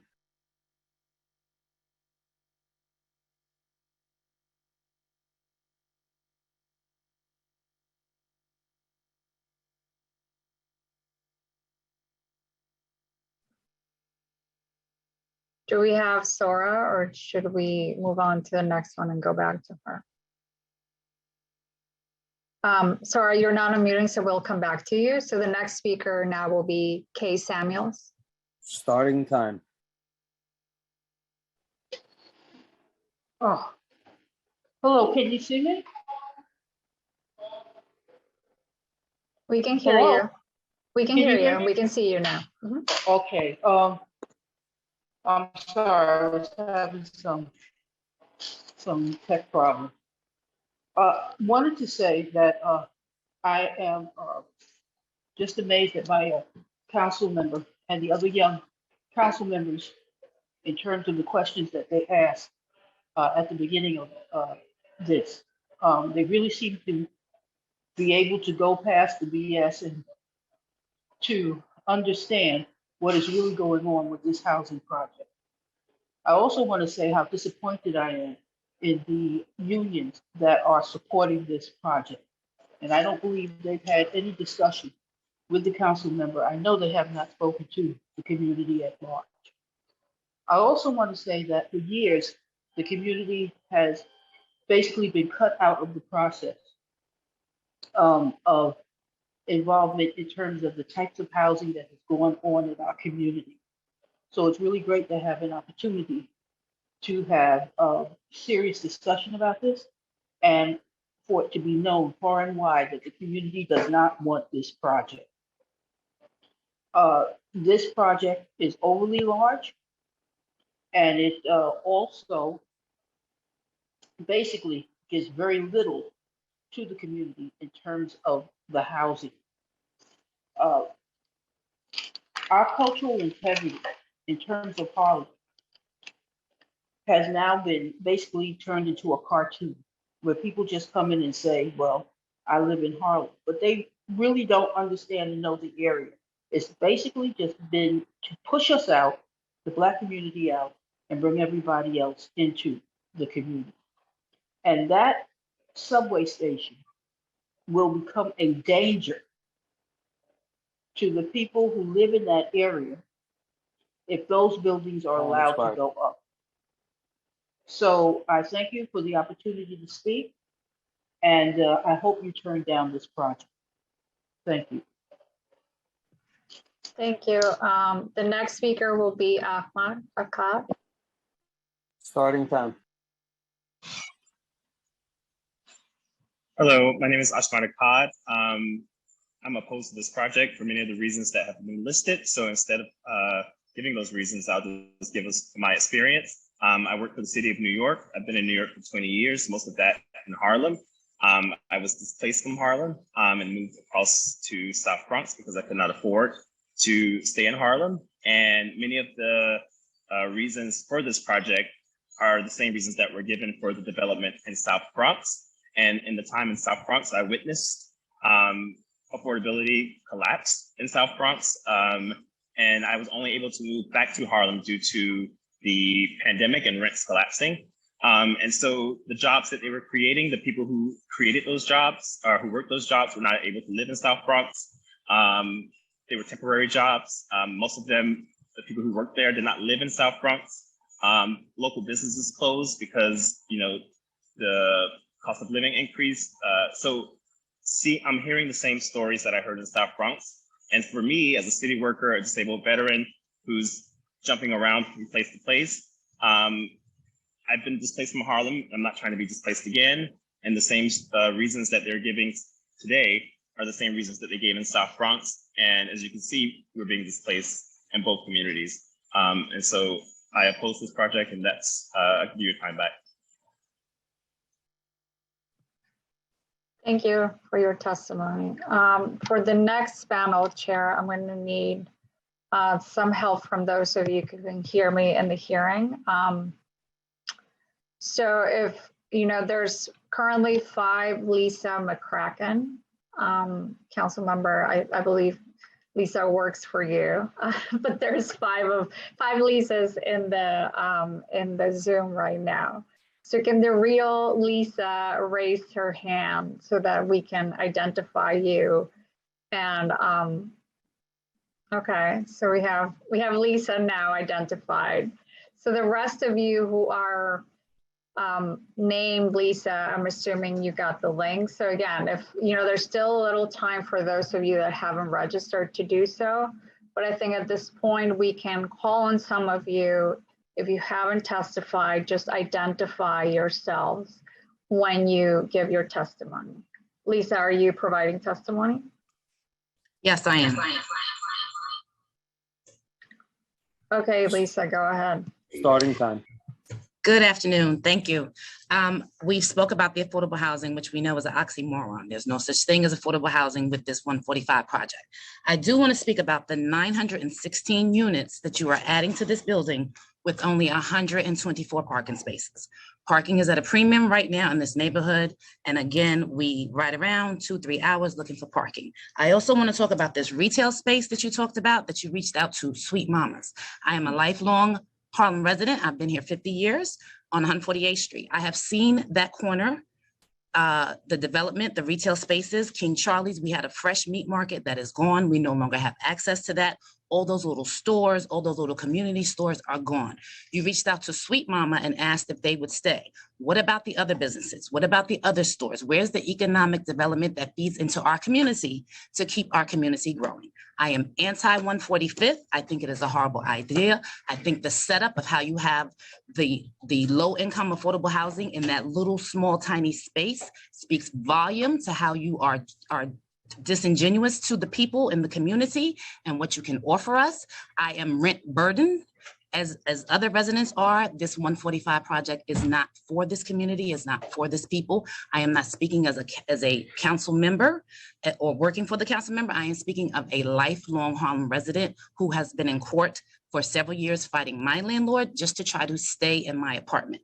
Again, 145 is a horrible project. Please come back with something else and make it 100% affordable housing for the Harlem residents that are here that are making $45,000 a year and less, because that is the true AMI.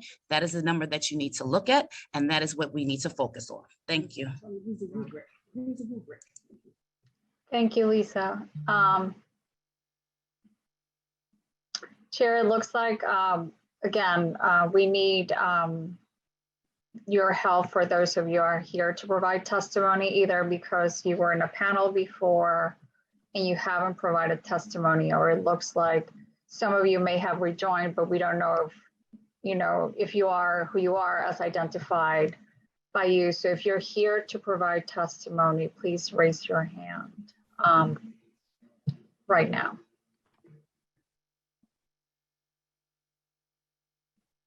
Chair, I have Jasmine with her hand raised. Yes. Jasmine, go ahead. Starting time. Hi, thank you. So I really don't have much to say other than I just want to show my support for not approving the 145 project.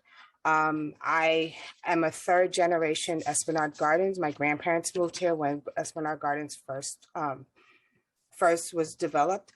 And my mother has lived here, and now myself and my family live here. And I am wanting to just attest to, especially the congestion, especially to the lack of affordability, that this will just put an undue burden in the neighborhood.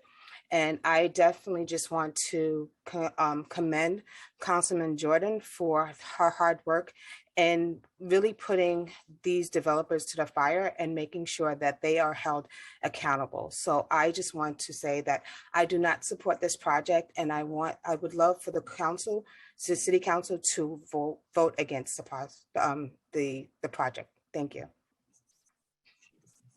Thank you, Jasmine. I believe there's a couple of unknown callers. There's one 4487, a few others. So if you're here to provide testimony, if you could press *9 on your phone so that you can raise your hand and our staff can identify you and unmute you.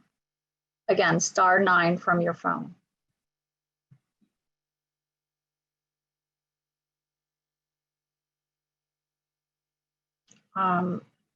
Doesn't look like anyone's raising their hand. So once again, if you're here to provide testimony and you have not provided your testimony yet, can you please raise your hand so staff can identify you?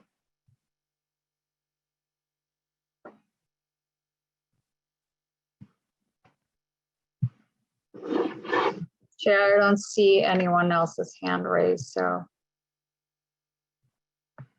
Let me just confirm with staff that this is the last of it, but that might be all. 1 second. Okay.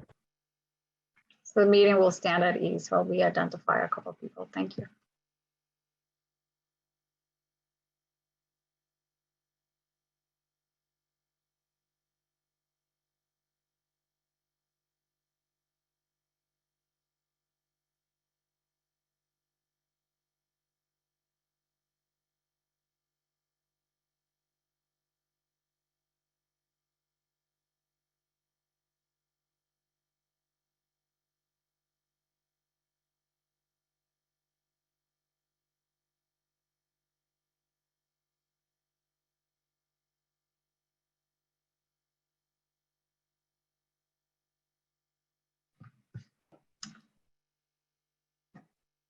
We just had a person that just signed up, so we just need a couple minutes to let them in. Just 1 second. Thanks everyone for your patience.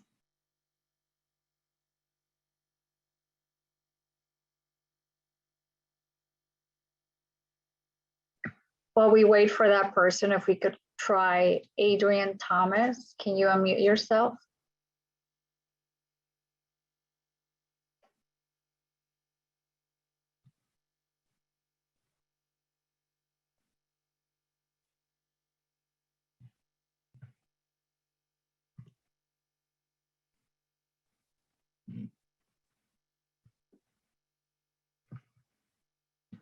It doesn't look like we have Adrian. Give me 1 second, Chair. We're trying to get that last minute registration. The next person that I'm going to call on is Robert Thibault, who just registered. Robert, are you there?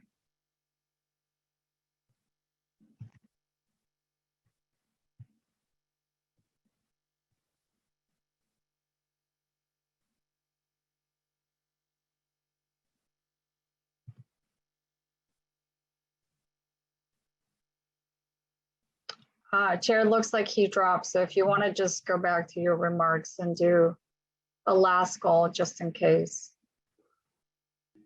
we have anyone that we couldn't get Adrian and anyone else. Like I said, you can submit written testimony, a land use testimony at council.nyc.gov. But Chair, you can do a last call. Thank you, Council. And we just want to do a last call for anybody who wants to testify or give any remarks regarding the 145 project. Just last call.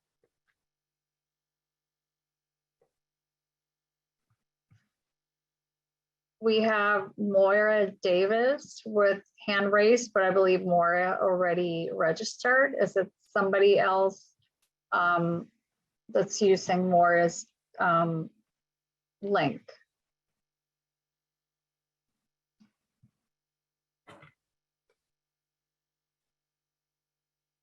Maura, is that you or is it somebody else? Yes, it is me. I wanted to just mention I'm the board president at Esplanade Gardens, but something that was not mentioned during this entire meeting was how dangerous 145th Street is. We've on March the 28th, 2 of my residents were struck on that corner, a young woman and her son who's 6 years old. The mother died from her injuries and the son is still fighting in the hospital. We're going to pray him home. But I just want to say that this project in this community has suffered a lot with dealing with a lot of adversities.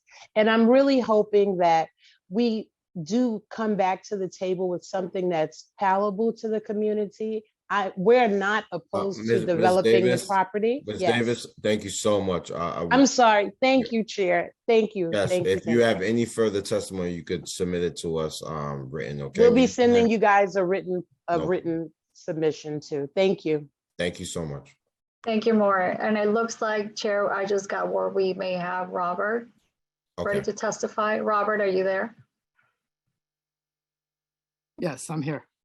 Starting time. Okay, great. Thank you so much. Rezoning is ethnic cleansing. Between 2000 to 2013, the white population increased by 455%, while the Black population declined by 5%, and the Latino population declined by 13% as a result of a 2003 and 2009 rezoning in Harlem. This upzoning, which is a giveaway to Bruce Teitelbaum, will continue this trend of erasing Harlem's Black American culture while continuing the 421A tax credit scam of not providing housing as a human right. The average household income in Harlem is around $49,000, yet these disingenuously described affordable apartments at 145 will be based on the citywide AMI of 107,400. This is systemic economic violence perpetrated in favor of the 145 project against the will of the people It approves that that the City Planning Commission is an illegitimate, unelected body that must be abolished. This upzoning is inherently a racist and classist tool of white supremacy to ethnically cleanse Harlem's Black community while denying this same community self-determination, and will destroy, in this case, the Black culture of Harlem. Thank you. Thank you, Robert Teagle, for your testimony. And Chair, I think that was the last person we have testifying. As you said, people can submit testimony. Thank you, Council.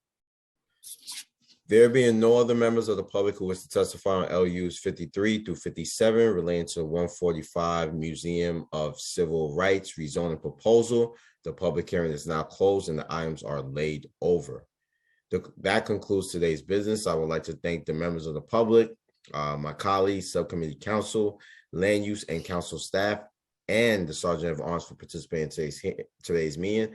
The meeting is hereby adjourned. Thank you, everyone. Have a good day.